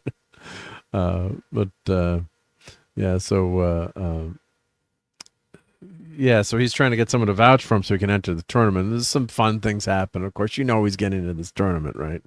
It's not gonna happen. So he's got to fight. Get in this tournament fight, and I guess if he loses, he loses his horse, he loses everything. So it's it's really a big risk. When you got plenty of money, it doesn't matter. So it's been a fun show, and we won't do. Let's go through some of these photos, but it's he's a lowly hedge knight, as they call it. I'm trying to find the name of his the knight that he was. Let's see. Do they have the hedge knights? The first episode. Let's see. Do they give you? I'm just trying to find the actor who's his. Let's see here. So let's see if I can find that. Well, let's just go through the. If I go through the pictures, so it's going to. I'm forgetting the name, but as we go through these pictures, it's probably going to tell you. So I guess looks like he's got some nice armor here, so he's got to, basically sell his horse and come up with some money to enter the tournament. Now, I don't know. Yeah, that's his. That's the knight. Yeah, so that's Danny Webb is his original hedge knight. So he's been a knight, but he he hasn't done anything great. But so I guess he's a lowly hedge knight too, but he's a man of honor. So yes, let me see. Let me find his character here. Let's see. Trying to look this up. Come on, IMDb. So he's really not in it that much. Maybe more in flashbacks. You'll see more of his character and his. I'm guessing his adventures. Yep. Yes, Sir Arlen of Pennytree. Yeah, come on, Mark, get your brain to work here. Yep. The older hedge knight mentor to Sir Duncan the Tall in HBO's Night of the Seven Kingdoms. A pivotal character whose legacy inspires Dunk's journey, and who appeared prominently in early episodes of the memorable prosthetic-enhanced nude scene to establish the harsh reality of knighthood. Well, no, it wasn't. It was just to get some clicks and get some attention, right? Yeah. So, I don't know how well you could fight with that between your legs, but yeah. All right, so an interview with showrunner Ira Parker told Entertainment Weekly he couldn't remember if it was a prosthetic or not, joking. I thought it just showed up on set that way. Why include it at all? I felt bad for Sir Arlen at some point, Parker explained. He was the only person who's ever looked out for Dunk and really stuck with Dunk. He died on a muddy road in the middle of nowhere. He was buried without ceremony, and now Dunk is going to trying to find someone who just even remembers him. People he served for, people that he bled for, these knights and these lords. I can't remember his name. I felt the need to give him one special thing to channel little boogie knights, I suppose. So, I can't say it zips past you at 100 miles an hour because, it's out there, but it's not the story we're telling. It's just a flourish of the story we're telling. It changes nothing else. In order to survive to be an old hedge knight, you need to be made of solid bleeping iron.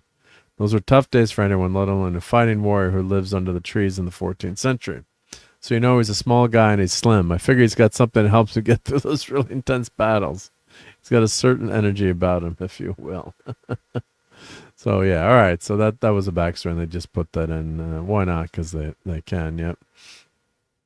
So, yep. Let's see here. Let's go through a couple more of these pictures. Yeah, so that's he grabs his mentor's sword there, and then Egg, he meets up with him in the town, and he says, he offers to be a squire, but he says, no, I don't need you. And then he follows him, and from the posters he's going to become a main character. So he follows him to the next town, and he catches fish, and he helps him with his horses, and it's kind of that Mandalorian and Grogu setup, the classic setup there. There's another knight at this fight. So there's a lot of classism here too. These hedge knights don't have a lot of money or standing, and they're trying to make their way into these tournaments. Let's see. Here's this more of the tournament, I guess, and so he meets up with. This is one of the kings there, and he has a great scene with him. A lot of fun with this scene here, and dancing and getting drunk, and we'll see if there's got to be a payoff down the road there. Yeah. So yeah, very in the line of Game of Thrones. She looks like a familiar actress. I'm trying to remember where have I seen her? Let's see. What's she known for? Oh, she looks familiar, but maybe not. Okay.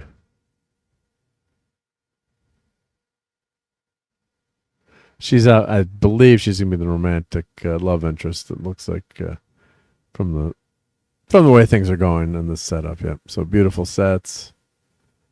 I guess this must be one of the Targaryens.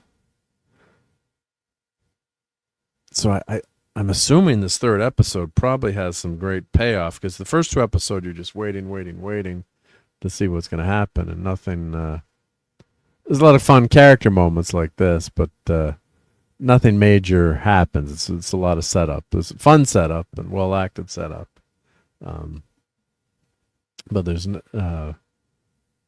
no big fights. You see some jousting there, but no. Our characters don't fight there. Yeah. Dunk does not joust in the first two episodes. Yep.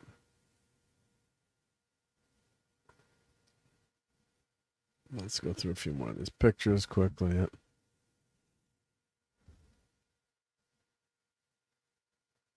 Yeah. Oh, so he's got that's the tutor guy. Yeah. So his little guy and the big guy. Yeah. Yeah. Let's see, there's all these casts. We'll get to more of the photos of the show here. Red carpet stuff. So so far it's been a lot of great reviews for the show.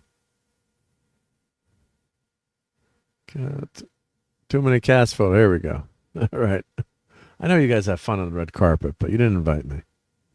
But the character of Egg is, young whippersnapper, right? Batman and Robin here, yep. Together. I guess he is bald, so the nickname is Egg, yep. And he's getting all kinds of advice from different people. So here's some of the jousting. So we did get some jousting. Hey, Mr. Angel, great to see you, buddy. It's good morning all. Yep. Now you're going to make me hungry again with describing a good breakfast you're going to make probably. Yep. Eggs Benedict, my favorite. Make some for Dad, man. Yep.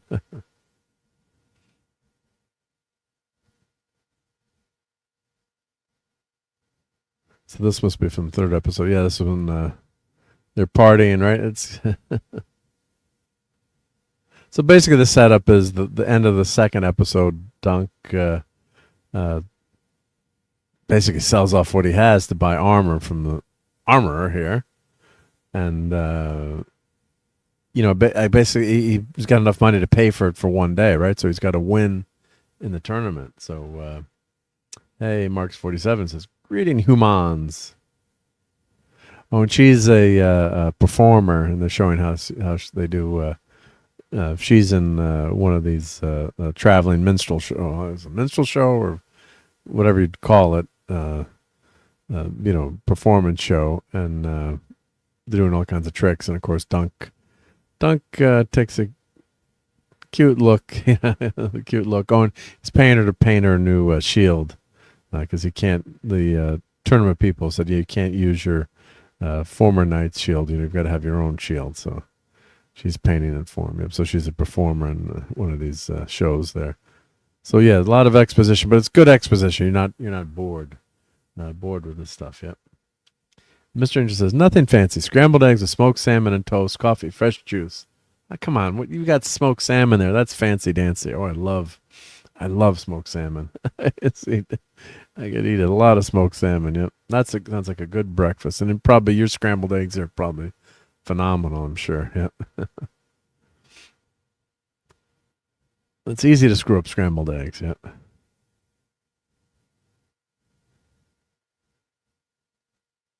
So we've got that's the burial of his master, and then he meets. Is that Baratheon? I'm trying to remember the last name, but it's one of the head honchos there, one of the mucky mucks. Yep. And they always joke about how tall he is. So obviously for this character, they depict someone that was very tall. And that's Egg.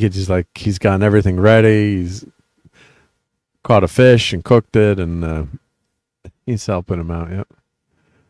Without asking, he's done it. He's followed him there. Yep. Yep. And Kimberly says, yum, yep. But smoked salmon is very normal here, Mark. Actually cheaper than good bacon. Oh, I guess. Yeah, well, I heresy, but I would probably actually like to eat smoked salmon more than bacon. Bacon's a lot of calories, right? But, I think if I had to choose, don't tell anyone, I would choose salmon or lox over bacon. Not that I don't like bacon, but yeah, I think that would be my favorite, yeah. And these are some of the, the ladies are kind of sneering down at Dunk. He's got no money, right? And he's a lowly hedge knight. No one remembers his master. And they have this really cool play with a dragon here that they're performing. Quite advanced special effects. There's the armor, yep.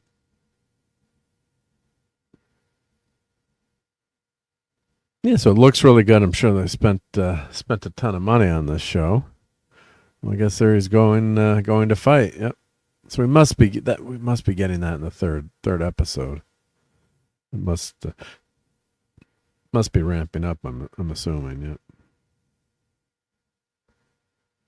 A lot of these pictures are duplicating here. A tall tale that became legend. Knight of the Seven Kingdoms. So yeah. I think this was a short story in Game of Thrones. And hail to Buddy, and thank you for being a channel supporter as well. Let's see here. And of course, sub to your old toys.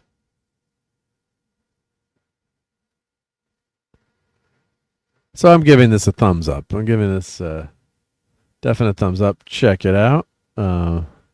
Let me know what you think when you do see it, and I gotta go watch that third episode tomorrow night too, I guess. So see what happens.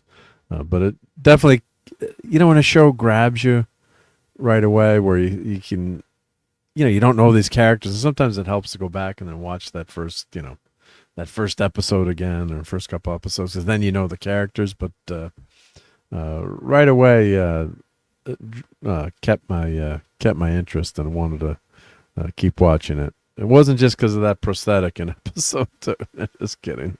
That's the Toxic Tuesday joke. Yep. Yeah, it was something where there's a charm to these characters. Don't let V'ger near that kid. V'ger always scans the Baldies. Yeah, right? He could end up being a robot replacement there. Oh, God. Come on, V'ger. Yeah, it's something where there's a charm to his performance. Egg hasn't really grabbed me yet. I'm not saying the kid's a bad actor, but there's a couple of things that are a little bit awkward, but that's probably just in the setup. But it's going to be fun there. Yeah. Have not listened to this or watched the show yet. Yeah, it's good, Mr. I mean, it's only been two episodes, but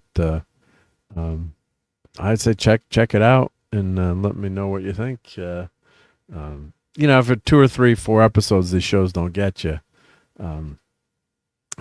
If you like Game of Thrones, if you like fantasy, but there's a charm to it's like a Rocky story so far, right? You're rooting for the underdog, right? So it's a nice setup in these first 2 episodes, and we'll see. Hopefully, there's going to be some really cool payoff in this third episode. And hail to E. Clay Thomason. Hey, Clay, great to see you. Let's see what's Mr. Anderson. Yep. In that case, buddy. Yep. So yeah, it's been fun to watch, and I think if you like, I love fantasy D&D, and yeah, it's been a fun show to watch. Other than that last season of Game of Thrones, which really stunk stunk to high heaven. It's been a great world that George Martin, that he's created. Unfortunately, he hasn't been able to finish it, but yeah, it's a shame. But yeah, House of the Dragon. I didn't think I'm not going to enjoy it as much because you know what happens or where it goes wrong. But yeah, it's something that didn't really bother me that much. I just kind of ignore where it's gonna screw up. Yep. And the acting is so good in that show. So House of the Dragon. So of course you've got Doctor Who in that, and like, how is he gonna pull off? How's Matt Smith gonna pull off being a badass warrior? And of course he does, right? Don't doubt Matt Smith. He's got his charisma and presence is fantastic, and the guy that's playing Dunk, he's got that gullible charm there, but then we'll see how he turns it on later on when he's got to fight. So yeah, so episode 3, it looks like episode 3 is out now, so check it out. And so let's see what we got in the chat here. Buddy said, I didn't know the show was on yet. No one I know has talked about it. I don't know how much play it's been getting, but maybe after these few episodes it's going to take off. Yeah, I only heard it out of existence due to a few YouTube shorts. I don't think HBO is doing as well now. They keep changing the name from Max to HBO to Max to HBO to back again. And I had missed when it was starting too. Paulie told me about it, and I oh crap, this is out. I gotta check it out. So I don't know how much play it's getting, and that's the thing too. Like, you don't watch, you've got to see commercials on the channels. I was talking to someone, and they're like, well, I don't watch regular TV anymore, so I don't see commercials. So like the Olympics are coming up, and yeah, you don't see that much stuff, because you don't watch those main networks as much anymore, ABC, NBC, CBS, and you'd see all those commercials. If you're just watching Netflix, you're going to see a commercial for the Olympics. I don't think so. I'm guessing. Are you going to see something for HBO? So, and Game of Thrones became such a, prolific show, and that was something that everyone couldn't wait to tune into. Well, I guess the show gets pretty interesting pretty quickly. I guess that's Dunk. It must be Dunk there, and that fancy armor there. So. Yeah, so he obviously ends up becoming successful because he's got this fancy plate mail, it looks like. So coming from this to this, but it's all about the journey sometimes too, right? So let's see what be interested to see what happens. So yeah, I haven't heard a ton about it, but I think as the series, if it keeps up and is this good, I think we'll get some more coverage. Yep. And hail to the great Oliver Belmonte. Hey, Oliver. Welcome to Sunday Night Geekery. Thank you for being here. So the other thing on my list to talk about too in the geekery. So that's another thumbs up. We'll do a little bit of Starfleet Academy, but and Fallout, and also Wonder Man was out too.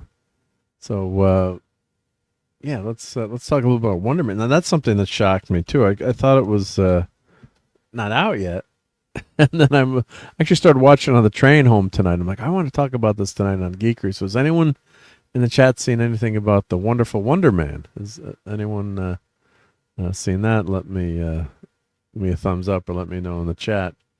Let's share this tab instead. Here it is sharing. Okay, good. Yep. So yeah, of course, Simon Williams, the Wonder Man from the comics. You've got, I can't pronounce this name, Yaha Abdul Mateen II. Hopefully, I said that correctly. If I didn't, I apologize. So he's playing the version of Simon Williams in Wonder Man.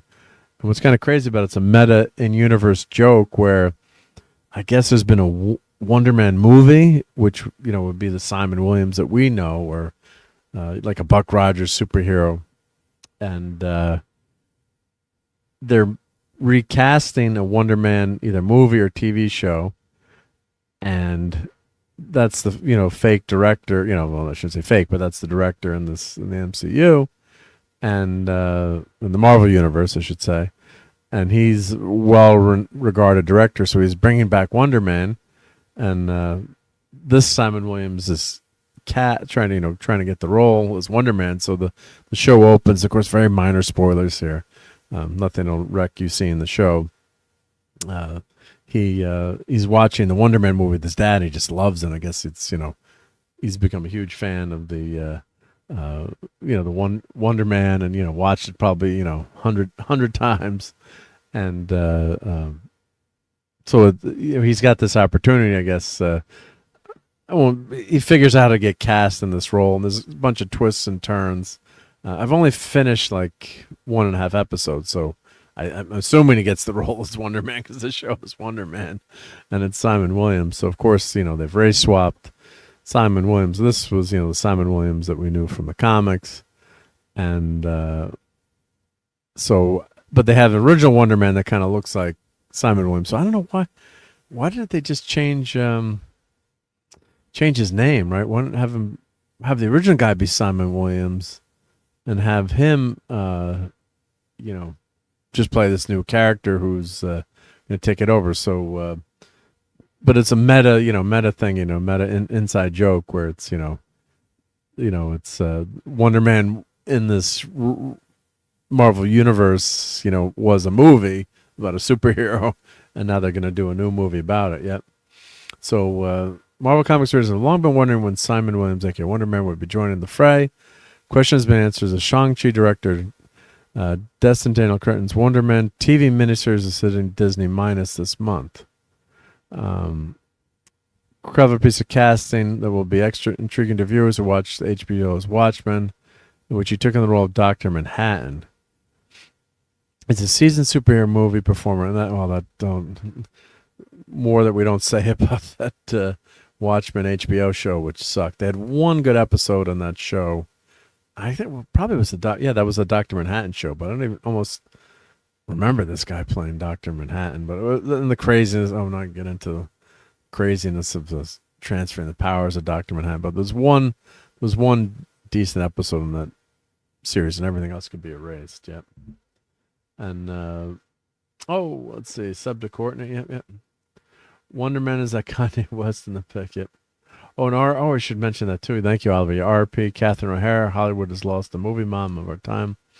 She's remembered forever as Kevin McAllister's mother, and of course, SCTV. John Candy and great players. Great comedic actress, and gone far too young. Yep.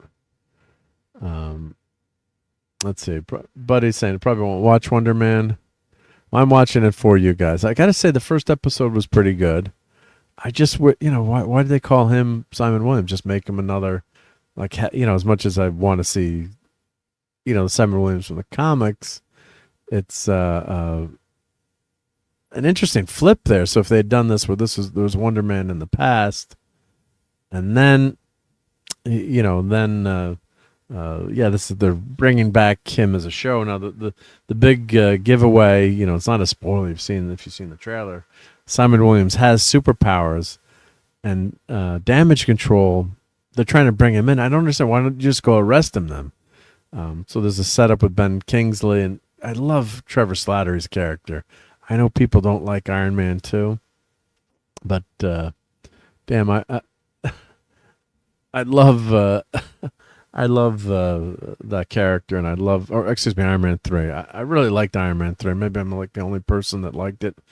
Maybe the director liked it too, but is fixing a Mustang up in there, and I just love Tony Stark going back to basics and having to work really hard. And I thought that was a great personal journey. I know people don't like that movie, but I really liked Iron Man 3, and I knew that wasn't the real Mandarin. Now they kind of clean up on aisle 3 with Shang-Chi, and they explained that wasn't the Mandarin. He was hired to play the Mandarin. I thought they should have given that reveal in Iron Man 3 because it pissed off a lot of longtime comic book fans. I can see why, but I knew. I'm like, he's not the Mandarin, and he wasn't the Mandarin. He was just trying to play the Mandarin. And of course, we didn't get that great payoff of Shang-Chi. The Mandarin in Shang-Chi wasn't wasn't that dangerous Mandarin that. Why do they kill off characters, right? So Shang-Chi had some good moments, but really he's not Shang-Chi in that movie. It's just another thing we could spend an hour talking about. But there were a lot of scenes. I did enjoy the movie, but if you'd called it like random superhero with karate powers, but not Shang-Chi, even though he's supposed to be Shang-Chi. But it was just something that I didn't appreciate. But there was a lot of stuff in that I did like. Yeah. So let's see here. So yes, this is the classic, one of the classic looks for Simon Williams. Yep. Oh, is Mr. Angel heading out? Well, if you are, have a good night, Mr. Angel. Have a great day. Of course, it's let's see, Breakfast for Champions. Yep. Oh, no, Wes, no worries. I get it. The time difference. Yep. And it's morning over in Europe as Xerxes and 300 calls it. Yep. And finally just started watching season 2 of Andor yesterday. But, I've never made it past episode 3 of the first season. I've heard, a lot of good things about Andor. Maybe I'll go back to it, but I think I'll have to go watch from episode 1 again because I did like those first 3 episodes, but man, they're slow. What a slow build-up. But and that's considered probably one of the better Disney minus series too. Yep. And Mr. Angel says an hour and 25 minutes before sunrise. Yep. Wow, you're up early there. And you mentioned Schitt's Creek as well. Yep. She was fantastic on that. Yep. Great comedic actress. Yeah, really great. Yep. So getting back to Wonder Man. Yep. So of course the Vision is his engrams, as they explain. It's Hank Pym and the Vision. And Ultron, right, too, right? Yeah, so it's Ultron, yep. The evil villain knows Ultron stole something priceless in the memory tape that made of Wonder Man's brain. They used it to create the Vision, yep. And then, okay, that's what it was, yep. And like the MCU, where he's created via the magic of Thor in the brains of Tony Stark and Bruce Banner. In the original comics, Vision is an android, and he's a computerized version of the brain of Simon Williams. That could be the end of the strange saga, but Wonder Man wasn't done, yep. So we missed out on that. There's no Simon Williams, right? So True Return was seated in 72 in Avengers 102 revealed he wasn't dead. Was in fact comatose since Avengers number 9. Sadly for Simon, it wasn't the Avengers, but Kang who would resurrect him in Avengers 131 as part of the villain team known as the Legion of Unliving. And his brother is actually Simon Williams' brother is actually quote unquote a bad guy too. What's his brother's name? I'm trying to remember his brother's name. Yep, he's missing his right hand. Yep. What's his brother's name? Phantom is here in the chat. Yep. And his relationship with Wanda, just really great stuff. Yep. And he had his ionic powers. Yep. So the Wonder Man in the TV show looks like he can cause earthquakes, like Quake. I'm trying to figure out what it was, but and he was an actor in the comics too. Simon Williams was an actor, and trying to make it as an actor. Yep. So really interesting, like joke within a joke there. Yep. And the one thing about the Simon Williams, he meets up with Trevor Slattery and the Grim Reaper. Thank you. Yep, Grim Reaper. He's missing his right. He's got a sai or his right hand is a weapon. Yep. Thank you. Yep. I think isn't he dead too? He comes back. Grim Reaper. I'm trying to remember my comics too many comics in my jumbled brain. But yeah, so yeah, Trevor Slatter, what a fun character. Yeah, so Ben Kingsley's phenomenal. Just what a presence. Yeah, that's Simon Williams' agent. So there's all kinds of in jokes, fourth wall not breaking, but yeah, there's the dude from Damage Control, and that's the director of Wonder Man, the new director. Yep. So I'm assuming he's got to get cast, right, as Wonder Man. But when I left it, he's still auditioning for the role. Yep. When people cast call, people saw Trevor Slatter trying after the role of Wonder Man. They said, "Where have I seen him before? Pretty sure he used to be a terrorist." Yeah, that was a good line, Oliver. That was funny. Yeah, but we'll take anyone in Hollywood. Now the one thing about this shot too, I've been to Chinese Man's Chinese Theater with the Walk of Fame. This looks like a volume shot to me. Let me know what you think. Like, it looks okay, but it looks off too, right? I've been there. Maybe it's actually was shot there. So someone let me. I don't know. Oh, hey, Courtney. Sorry I couldn't make it tonight. I know how much longer you're planning on going, but if you need a sec, I could maybe join in 15 minutes. Otherwise, I'm listening. Much love to the chat, too. Well, hail, Courtney, and we're going to cover Wonder Man and a little bit of Starfleet Academy. But, yeah, feel free to pop in, but we're not going to go till 4 a.m. this morning. We're famous last words, right? Yep. And I do have a couple of enabling items, too. Let me open up my show notes here, too, and make sure I don't add one or two enabling things. Yep. Make sure. Sometimes I forget to call up my show notes. Yep. So we had some a turtle collection, too. Yep. So got to make sure I show that. So, yeah. So this looks... Anyone in the chat, doesn't this look kind of weird here? This shot just looks off, right? It doesn't look real. So I'm wondering if this is the real part, or made in the the studio, and this is all the volume. I don't know. It just struck me as seeming to be CGI, or of course I would save him a lot of money, but it looks fake to me there. That shot. I don't know. Let me know what you guys think. But Kingsley and has a great rapport with Simon Williams, and this is where he kind of causes like an earthquake. So I don't know what his powers are, but I guess he can.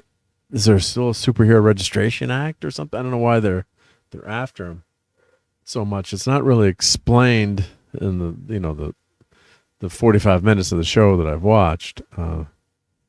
But and the other crazy thing about him, he's always asking a million questions about his characters. Like, he's playing his first role. He's playing an archaeologist and or a teacher, professor.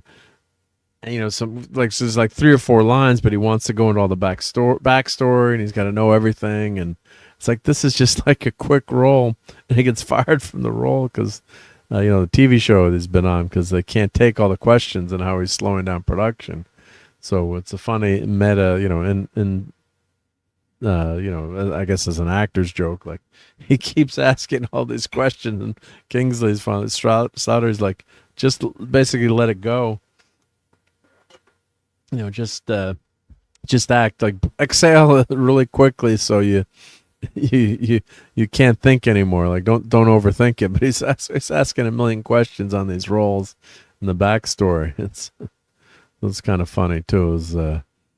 He's annoying, right? His agent says you're super. There's a lot of super talented people, but not as annoying as you are. You just got to know all the backstory in his characters. Yeah. That's a gimbal there. That's a gimbal I have. Yep, the DJI gimbal. Yep. So I guess he's reading for this role. And yeah, he's got it. Obviously, he's getting the role. And of course, Simon Williams always wore those red goggles or glasses and red shirt, a red jacket. Classic, the original version. Yep. So yeah, so it seems like it's. Yeah, Hollywood experiencing superhero fatigue. Is it time to hang up the capes at Wonder Man? A lot of in jokes there, yep. So, yeah, I mean, Kingsley's phenomenal. always love seeing him in roles. So we'll see how this shakes out. I think some other people have been enjoying this. Now, originally I was like, what the heck is going on here? But I guess they're doing a meta in-joke where they're, replacing the Wonder Man that we knew with this version of Wonder Man. And he's really not Wonder Man because he's playing him on the, on a TV show / movie remake. So it's, they didn't really need to call the character Simon Williams. They could have just called him something else, I guess. But we'll see how it goes. But it's more of a character study right now as a superhero show. But, yep. And Lemon Pie says, yeah, those images look like ads for Tommy Hilfiger, as I pronounce it. Yeah.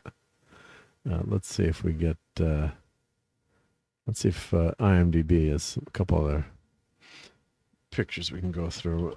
So I guess the whole series has dropped. I wish they dropped them one at a time. I think that would be a lot better to build up interest, because these episodes are a half hour, so this is thankfully not the Echo show that's going to bore you to death, and you had to suffer through that. But these are quick in and out episodes, so I think that you could blow through this in one evening, which I guess is fine too. But it's more like it's called a miniseries, but it's really it's 3 hour, I guess, a 3 hour movie, depending on how, eight times that, a 4 hour movie maybe. I think that's his agent, Ben Kingsley. Yep, we're wearing red. Yep.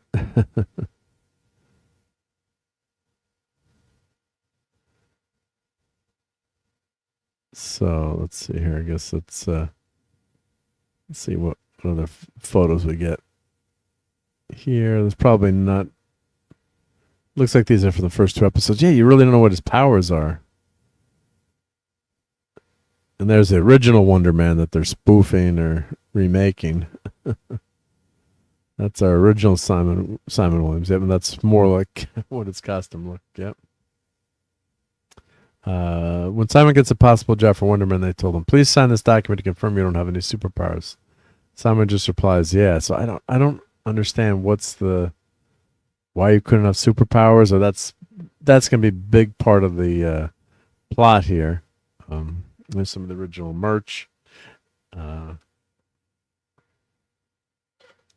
Merch of the original show. And actually, if you look through my clips there from one of my Comic-Con clips, there have some of them display there at Comic-Con, and one of the Marvel people is explaining the show. So wink, wink, nod, nod. Trevor Slattery's back. Yep. So his eyes are glowing there. So I guess we've seen most of these pictures. Yeah. Well, it looks like he's on a fancy plane there, so probably did get the role. Yep.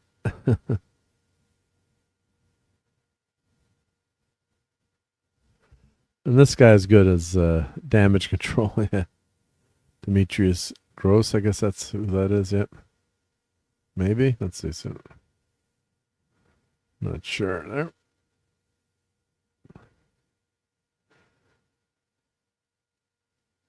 Launch event, yeah. Lewis 10. So there's the cast there. Why didn't they just get Nick Cage for OG Wonder Man? Looks like Superman with that hair. LOL. That would have been cool, right? Nick Cage as the original Wonder Man. That would have been awesome. That's a great idea. Yep.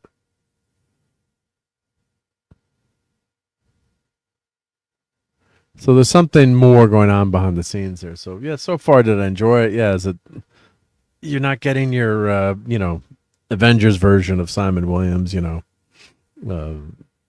this is more of a character study, as I said, but it's the first episode was interesting enough that I wanted to see the second episode. So and I didn't finish that second episode yet because it was time for the geekery. But yeah, Nick Cage is the OG Wonder Man. That would have been awesome. Yep. So I also wanted to cover tonight, of course, rewrap of our favorite Starfleet Academy. Not sure if the great Admiral Teague is still here. So they had a Klingon episode. Let's see. Let's see if I do a search for episode 3. So I thought it was. Let's see. Can I get pictures from episode 3 here? Or maybe if I go to IMDb here. Let's see if I go. Share this tab instead. Let me check out IMDb. Let's see. Starfleet Academy. Let's see if I can get. I think they do it by episode here. Let's see. If I can go to episode 3, because that's the first. How many episodes about on this show? I thought it was just 3 episodes.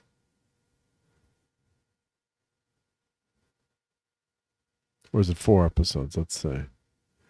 Oh, I guess they're counting kids these days as well. Oh no, beta test. Vitus Reflex. Okay, that was the laser tag episode. Let's. So the first episode was rated 6 out of 10. Beta test, 5.5 out of 10. Vitus laser tag, 5.1 out of 10.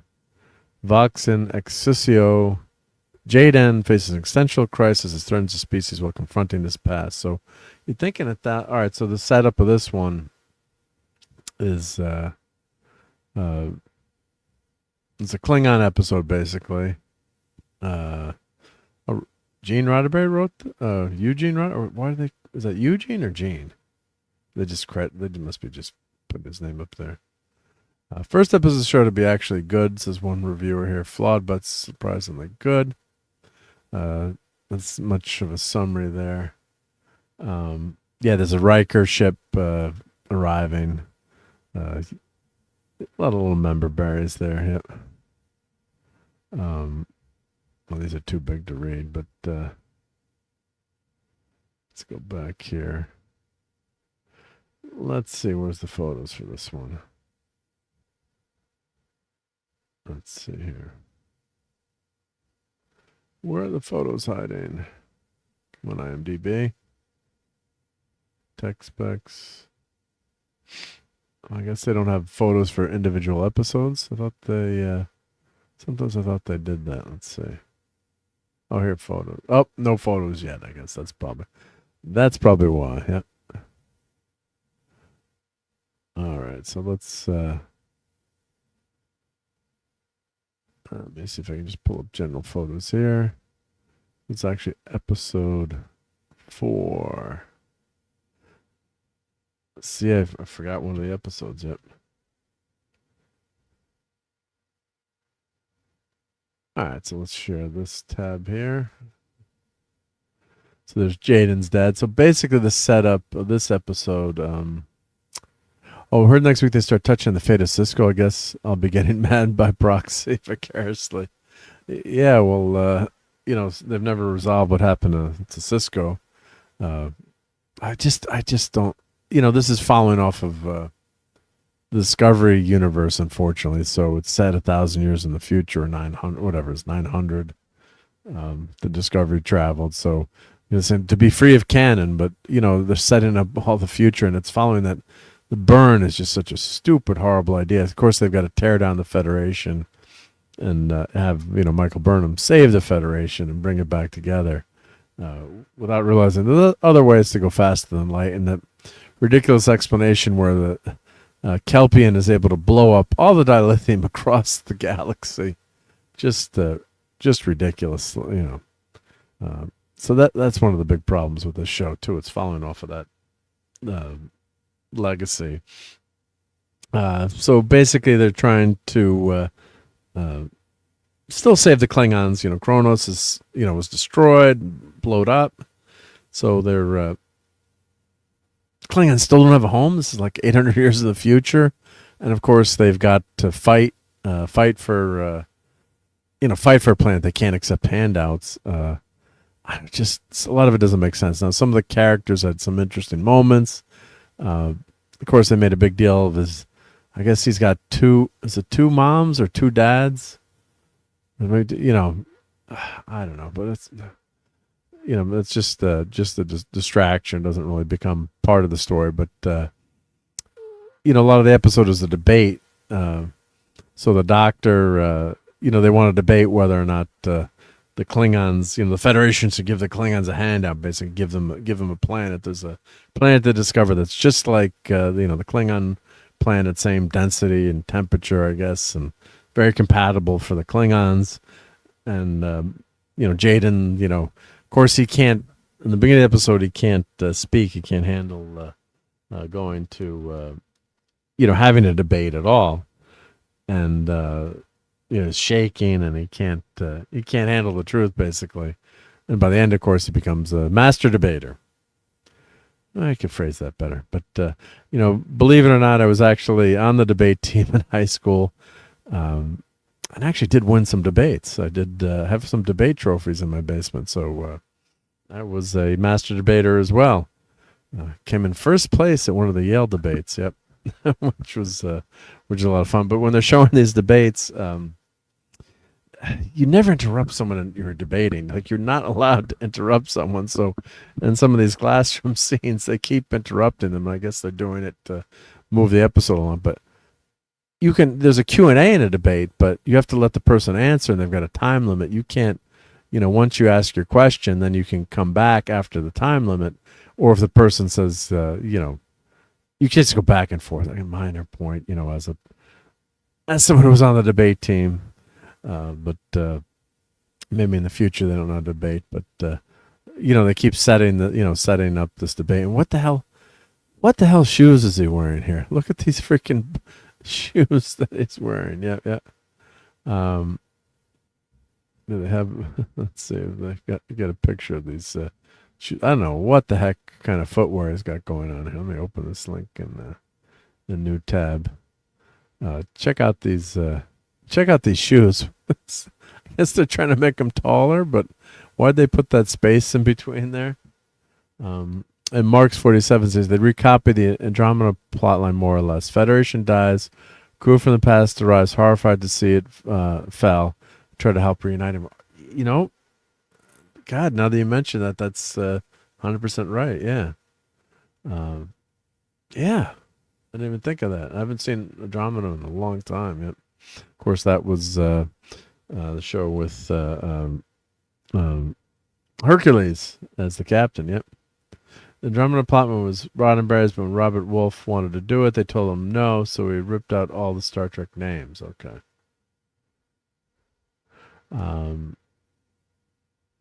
I can't describe how much I dislike Starfleet Academy, says Mr.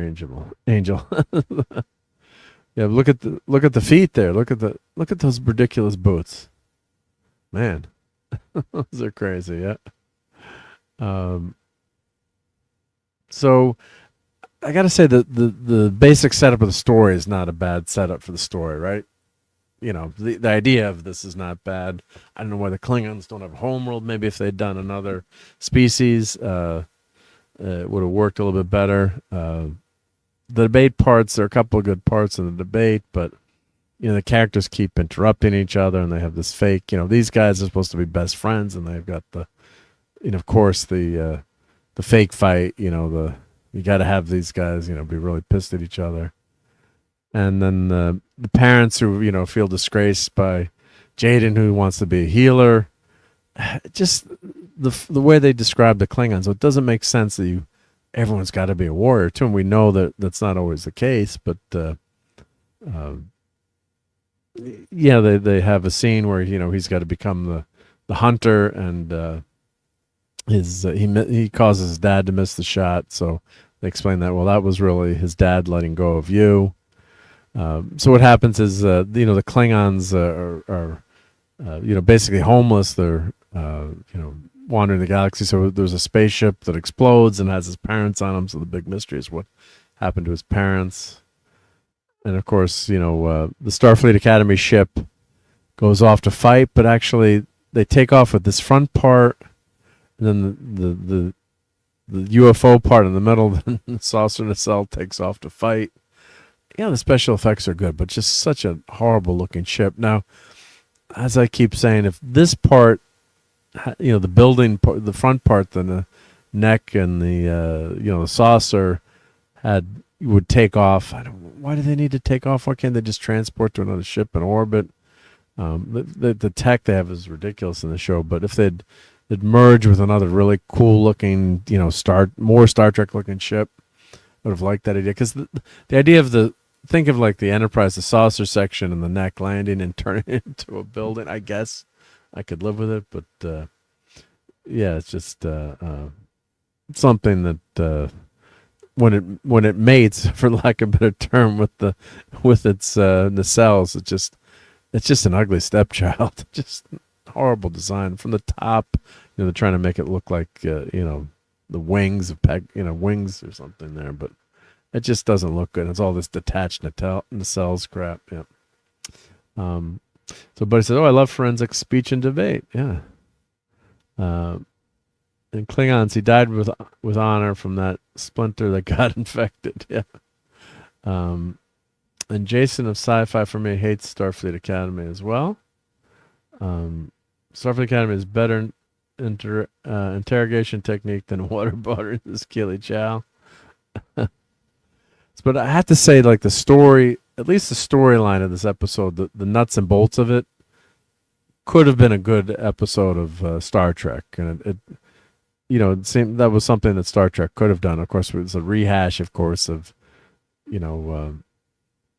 Star Trek 6, when the moon Praxis explodes. So, I'm not going into the characters or anything, but just the nuts and bolts of the story. I prefer they didn't use the Klingons in this, but they're setting up a debate, and what the debate of what should the Federation do and how should they get involved, and should they force these people to live on this planet, I guess, or how should they solve this problem? But just the characters are just so flawed in this show so far, and there are a couple of good moments, but the Klingons are, and then this scene was just like when these two guys get awfully too close to each other, and we'll have to clip that for Toxic Tuesday. I'm like, are they going to kiss each other now? Like, why do they even have to make you think that they're going to kiss each other? What the hell's going on here? Why can't just dudes be friends and not always have this subtext to it? So, he's trying to help them to get through the debate and all this stuff. So, you don't need those moments in there. I don't need that in my Star Trek, right? And you can be really good friends with someone, aka Kirk and Spock, and you don't have to ship them together. A lot of fan fiction did that. That's fine, that's fun, and let people write their fan fiction, right? But I don't want to see it in my Star Trek yet. So let's see, what does this review say about it? Yeah. Starfleet Academy Season 1, Episode 4 review. That Klingon heavy installment was sorely needed. And the camera work on the Klingons was horrible. It was like a steady cam that wasn't steady, and it just really a mess, and it didn't look good either. Yep. Vox and Excelsior, I can't pronounce a damn thing, puts Jaden Craig in limelight. Many disgruntled Trekkies have voiced their displeasure at the presence of a non-violent Klingon. This type of character is nothing new to the franchise. Not only does the latest episode prove that Jaden is authentically written, I hate the word authentic. Today it's been so overused, and you know what it means yet. Member of the species, but the way Klingons as a whole are handled is masterful, while also being a fascinating examination of how ridge-headed race slots in Trek's 32nd century. Fixes the biggest mistake of SFA season 1, episode 3. Showed a lot of familiar elements fall back in its first 2 episodes. Too hard on a game of calculus no one asked for. Was entertaining. Well, it does focus on less characters. Like this character, the hologram character. What a disaster of a character that is. Yep. It's just... Starfleet Academy, Jason Star Command. Oh, I love Jason Star Command. He was greater than Starfleet Academy. Yeah. I'm going to sing like a bird if they threaten me with a bench watch. Yeah. They need to play Careless Whisper in the background of that scene. Like her character, it's just ridiculous. You have a hologram that knows everything, right?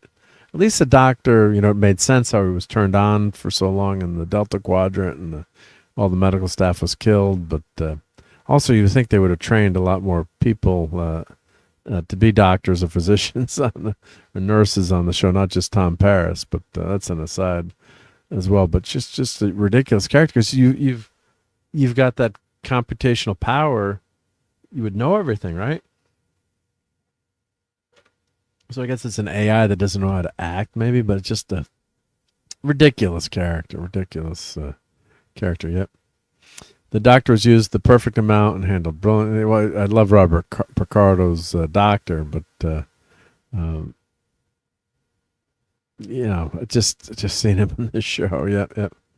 And the nostalgia. Yeah, see that's not terrible, right? It's not great, but the honeycomb top is ridiculous. But if you'd had God, that would have been cool if they'd had one of the versions of the Enterprise as the building, but there's no need to have it take off and to go back into space. But that would have been a cool idea too. Yep, have the Enterprise at Starfleet Academy. Yep. Yeah, it's just I don't know why they have the ship taken off, right? Yep. Oh, this person gives it an A, but it's just a mess all around.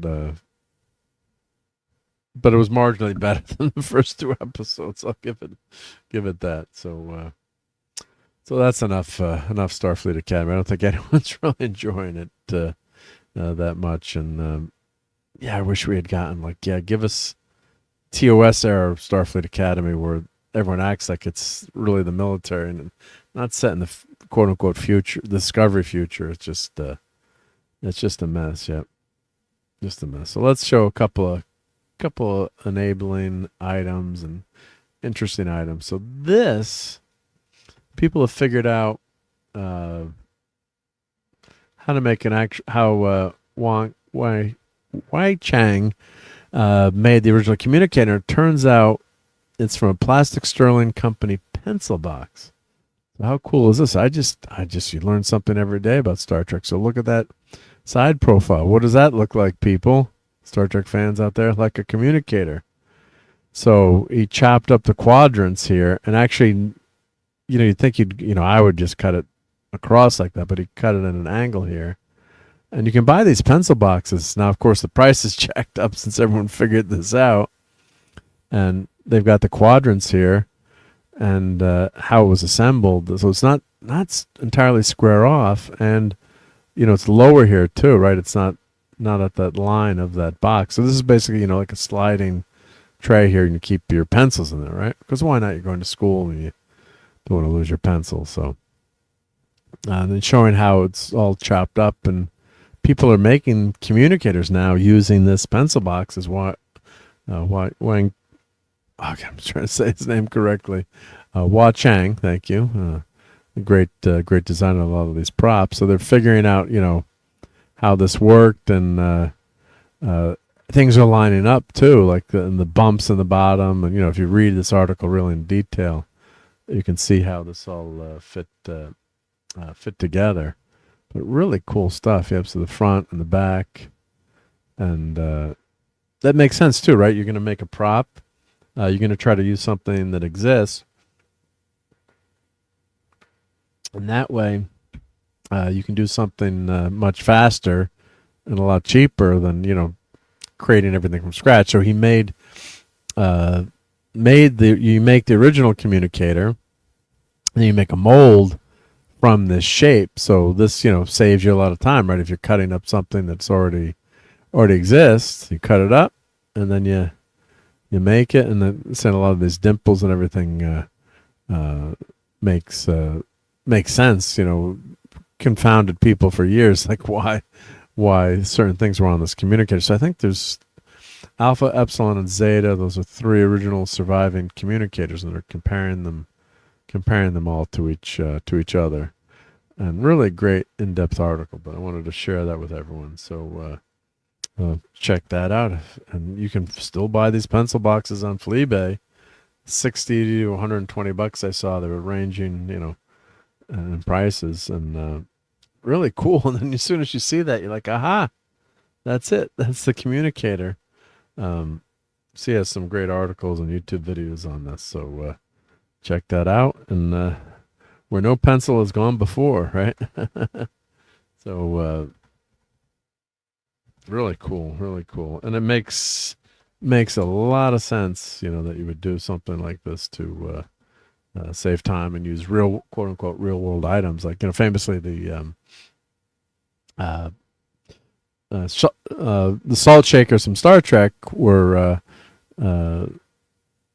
they said, oh, let's find some really crazy looking salt shakers. And then when they got the props, they're like, no one's going to know these are salt shakers, but let's use these as the medical tricorder, the spinning, Dr. McCoy scanner that he holds up that comes out of the tricorder. So really, really cool. Yep. So you could make, here's another article, how they, going into detail of the communicator and how it all fit together. And it goes, now you could 3D print or make something. There's something fun about doing it the original way, right? So you can make a mold of this. I wonder if Gary Ambrosia, I'm sure Gary knows all about this, and I'm gonna text him this. Yep. It's time for you to make a communicator, because he makes some great props. So he's into molding and done some really cool stuff. So so the idea was you'd make this, and then you'd mold that, make a mold from this, so you could create make a bunch of them. Yep. So really, really cool. Yep. All right. So we got that. Oh, it's a semi-enabling. Now, of course, this is, while we're on the Star Trek theme here, William Shatner just posted all his appearances for the year. So God, he makes me feel lazy sometimes. All that he does at his age. God bless the great captain. But so here's the list of his appearances. So let me put this in the chat. There we go. So the Trek Cruise, Emerald City Con. So look how busy it is. Fan Expo Cleveland, Orlando, GalaxyCon Richmond, Planet Comic Con Kansas City, then back to Pittsburgh, Calgary, Liverpool, in England, Star Trek Tour Ticonderoga. So God, June 26th. I would love to be able to make one of these. Yep. So that's not too far from me. Probably like 3 or 4 hours, I'm guessing. That's in June 26th, and then you can see him on the bridge there. So God, that's great. So I don't know if I could go see that, but God, that would be fun to meet, go with some Star Trek fans, and cost a few shekels to meet on the bridge there. But God, what a dream come true to be there, to be with Shatner there. Coming to New Orleans, there you go, Claude. You can see him at GalaxyCon New Orleans. Then he's going to Raleigh. Then he's going to Boston in August, and then to Vegas on August 9th. So he's going to be there at the big Creation Las Vegas. Then at Fan Expo Chicago. Going to see our buddy Nick Weiser in August. But look how busy he is. Then he's going October 24th to Comic-Con Scotland. And then he's coming back to the Ticonderoga set November 13th. Yeah, November 13th and November 15th. Yeah. Oh man, that's cool. Then he's coming to Ireland, November 21st. He doesn't rest, this guy. November 27th, San Francisco, and then GalaxyCon Columbus, Ohio, December 4th. How cool is that? So that's the great captain's schedule. Quite busy for the year for someone who's getting up there, right? But not slowing down, and yeah, and God, he's no transporter involved either. He's still heading all these great places. Yep, and hail to Cabe Levine. Yep. Yeah, so really amazing Shatner. Yep. So let me show our enabling item for the night here. Tom likes turtles. I did send this to Tom. So you can order these really freaking cool, VHSs are back now, right? Because of the cool artwork you can have on them. So this is the Ninja Turtle slipcase edition VHS. So I guess is this one movie? This ain't no cartoon. Yep. Limited edition VHS release from Vice Press Home Studio. Edition of 400. 4-color slipcase featuring original theatrical art. Green tape with full color face sticker. Turtle bandana spine sticker. Met the great Matt Ferguson, awesome artist. A3 poster. So I guess is it? Oh, it's a random. Is it random? Let's see which one you get. Oh, so you don't know which spine you're getting. I guess that's the deal. You don't know which spine. It's a random spine. Yep. It's all the same movie, but you don't know what you're getting until you get it. So it must be green, and then you can get one of the 4. Or you can keep buying them so you get each one. Yep. So that looks really cool. Yep. And Gen X Guy, hey, Gen X Guy says The Secret of the Ooze returning to theaters in March. Definitely have to try to catch that in the theater. Yep. So here's the link to this enabling item. So here we go. So this is VHS is back. And of course, that's how I first watched this. Yep, on VHS. Yep. Oh, it's UK only in PAL. Oh, thank you, buddy. But even if you can't play it, it's great to look at, right? It's too bad it's only in PAL. Yep. Please note only playing European VHS players. Please check compatibility before ordering. Now, can you buy it? Do some players do both? I'm trying to remember now. If you or you have to buy PALs. So PAL is the format across the pond, and it's actually better resolution on PAL TVs, but they're not compatible yet. So I guess you could convert it, but if you've got the movie. But what's cool about this is the design there. Yep. So I guess they've got different versions, I guess. So this is slipcase edition. Is this a different movie, or are these both the same? Maybe it's just what they come with, maybe. Edition of 400, I think. Or maybe one. Oh, there's one that's a limited and one that's a timed edition, probably. I guess. Maybe. What's the difference between these two? This one comes with a poster, maybe. Matt Ferguson designed slipcase. There we go. Yep. And then this is the collector's edition, which probably comes with both versions, I'm guessing. Yep. So yeah, Matt Ferguson's a great artist. Yep. Love his stuff. Yep. That looks really great. Yeah. Too bad it's only PAL format. Yep. And I guess then they've got this awesome poster you can buy. Yep. Cowabunga. Limited to 300 and 24 by 36. Okay, so that's a nice size, hand numbered. This has been shipping in March. That's not a bad price, actually. Of course, you got to pay for the shipping from across the pond. So, oh, and Courtney says, "Don't wait for me. I'm too held up." Well, as long as you're not getting robbed, that's good. Yeah. Wonder how many more times I'm guessing they're saying Shatner's made from cons. How much money's made from they did Star Trek movies? Probably. I'm assuming now he's probably made a ton more. Yep. I'm sure he was paid pretty well for those movies back in the day, but yeah, all those years adding up. Yep. And Caleb says, I'm gonna have to ask what happened to all the VHS movies we had. Yeah, I didn't throw out any of my movies. Still have them. Of course, a lot of them are trashed and a mess, but playing them, and you didn't take. Who would have thought that they would be collector's items someday? Yep. Oh, Mr. Angel's got to go. Have a great week, everyone. Yeah, great hanging out with you, Mr. Angel. Yep. I don't mind vinyl records, but not getting VHS. LOL. Yeah. I think it looks really cool, though. But I mean, I'm sure you'd agree that it looks cool. But yeah, it's the quality's not there, right?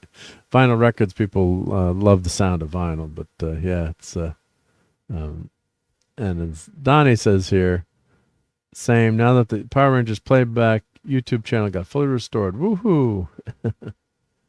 So yeah, just some fun nostalgic memories there of all those people that like turtles, like us. Yep. So some really fun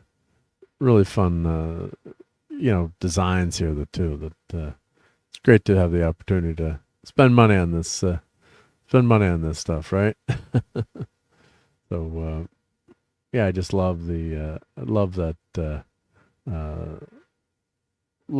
collectibles like that. It's, would I buy it myself? No, I wouldn't. I do like turtles, but maybe not that much. But I do like the idea of these VHS re-releases. But maybe if you bought the Blu-ray, it came with the VHS, but it's probably pretty expensive to still make these, or even more expensive now to make these VHS tapes because of limited production and just the nature of it too. It's got to be slow to make. So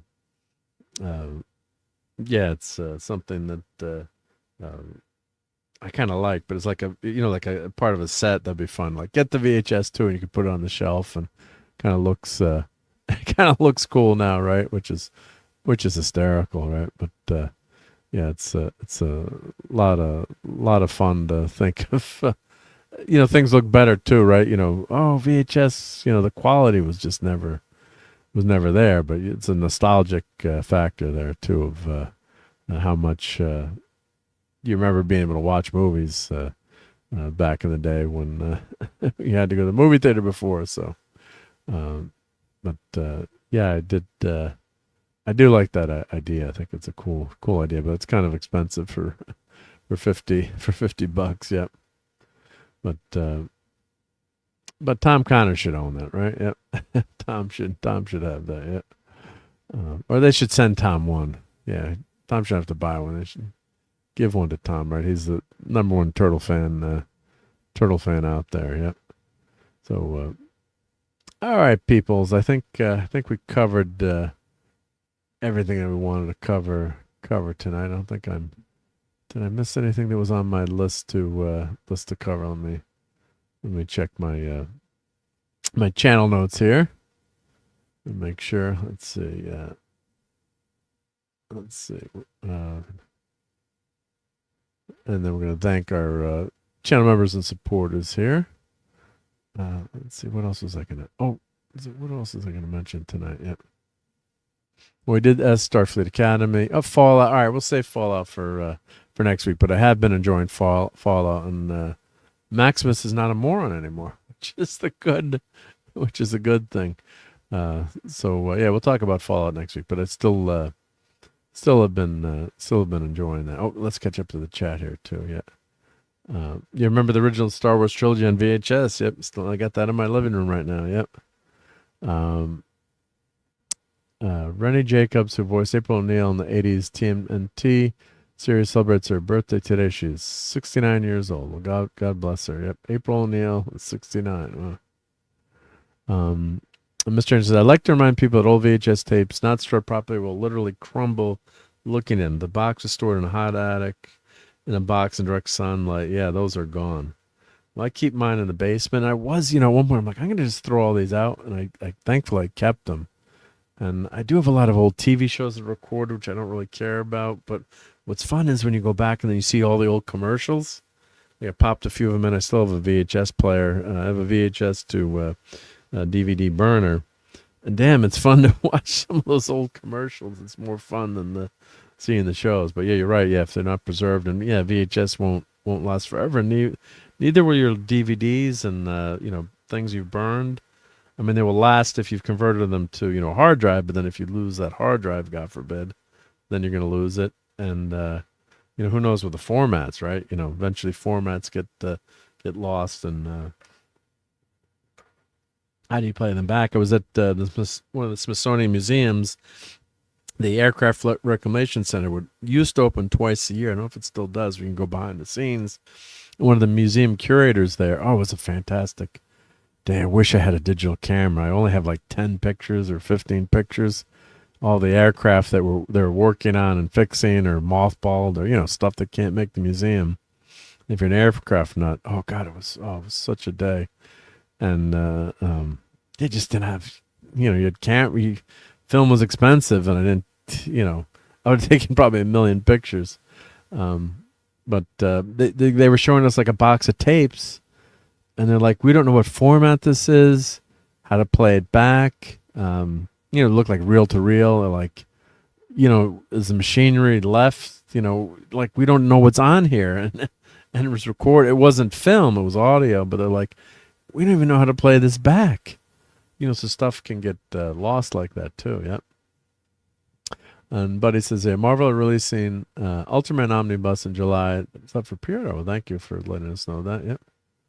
Remember the Star Wars trilogy, the Alien trilogy. I was watching Aliens like 20 years ago, and VHS was really staticky and bad shape picture-wise. Yeah, your VHS tapes can go, and it was just it's a crappy format. It was great for,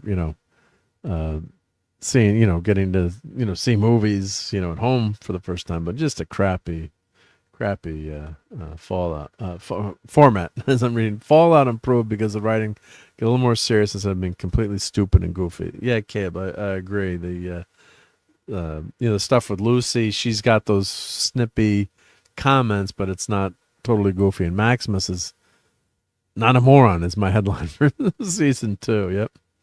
So, yeah, I really want to thank everyone for hanging out with us tonight, and let's thank our awesome channel members here. Let me play our thank you to channel members video.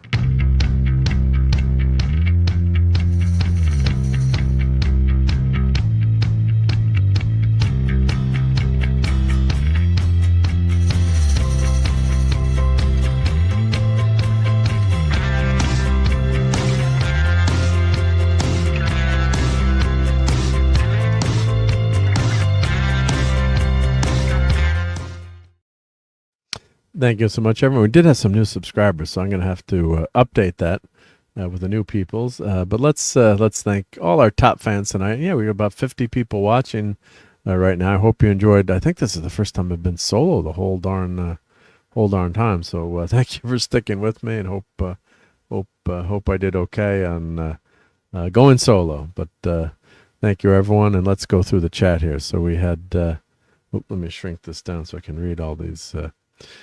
Names here in the list. So we had Little Crazy Nostril, Classic Comics, E-Clay, Joe Dog, Randy, Anthem 21, Midnight's Edge, Great Tom, Hember Jeremiah, Claude Salling, Claude Parrish, Caleb Levine, Tim, the Great Admiral Teague, Buddy Hepburn, Courtney, Geoff, or aka I don't share my data even though your ISP knows everything you're doing, Marks 47, Alaska Jeff, Oliver Belmonte, RobAltis, Brian Hepburn, Phantom Outsider, D. Bud Martin, Brian Barth, Keely Chow, Maddie's Daddy, Mr. Angel, Wes Cagle, Kimberly, a.k.a. David Jones, Sentinel Ranger Donnie, Don, Lemon Pie, The Stream Element Spot, and 32 Flavors of Nick Weiser. And let's check on our vertical friends here. So we also had Your Old Toys. We also had That Gen X Guy, Get Good. The Stream Element Spot. I think that's we didn't have as many people on the verticals tonight, but I don't know. Come on, vertical people, come on back. I'm skinnier on the vertical, but also thank you to Nick Weiser for his awesome, huge super chat. So he gave me a crazy $15 super chat. So thank you to Nick Weiser, and Wes Cagle says. Also had a member chat.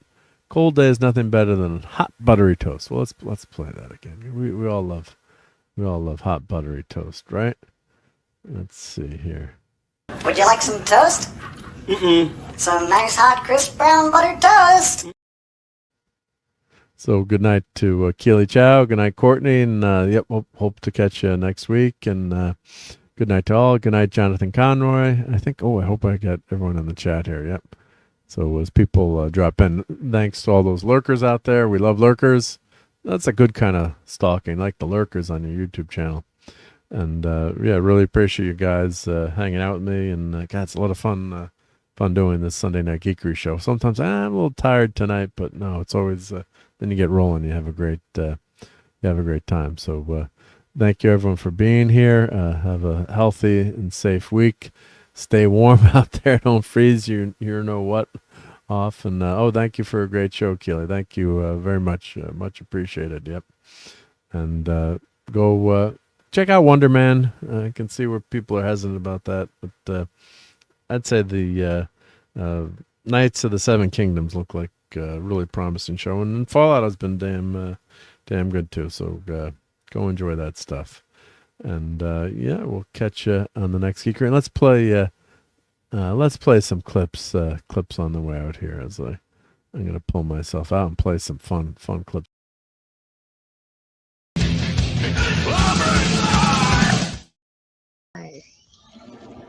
Never that way. God damn it, Mark. Jeez. It's because a droid don't pull people's arms out of their sockets when they lose. Merchandising, where the real money from the movie is made. And Callie in your place, would you? Probably not. What about you? What about me? Why don't you go? You are expendable. And you're not? No, I'm not. I am not expendable. I'm not stupid. And I'm not going.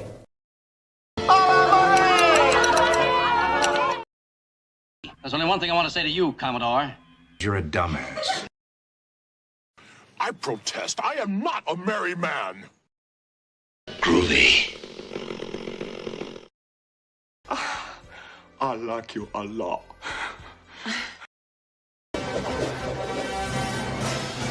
Hey, Jim. Whoa. Excuse me. That's a bad outfit. You have to set an example even in the face of stupidity. Now, everybody that reads comic books knows that Kirby's Silver Surfer is the only true Silver Surfer. Get those nerds! Nerds! What? Fun storming the castle. It's 106 miles to Chicago. We got a full tank. Where'd they go?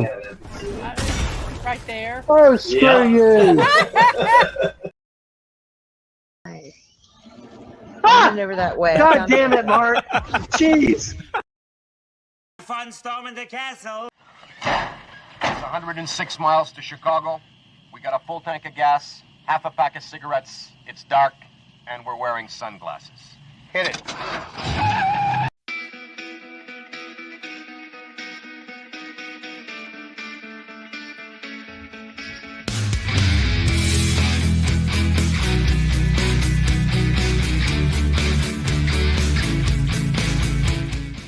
You're still here?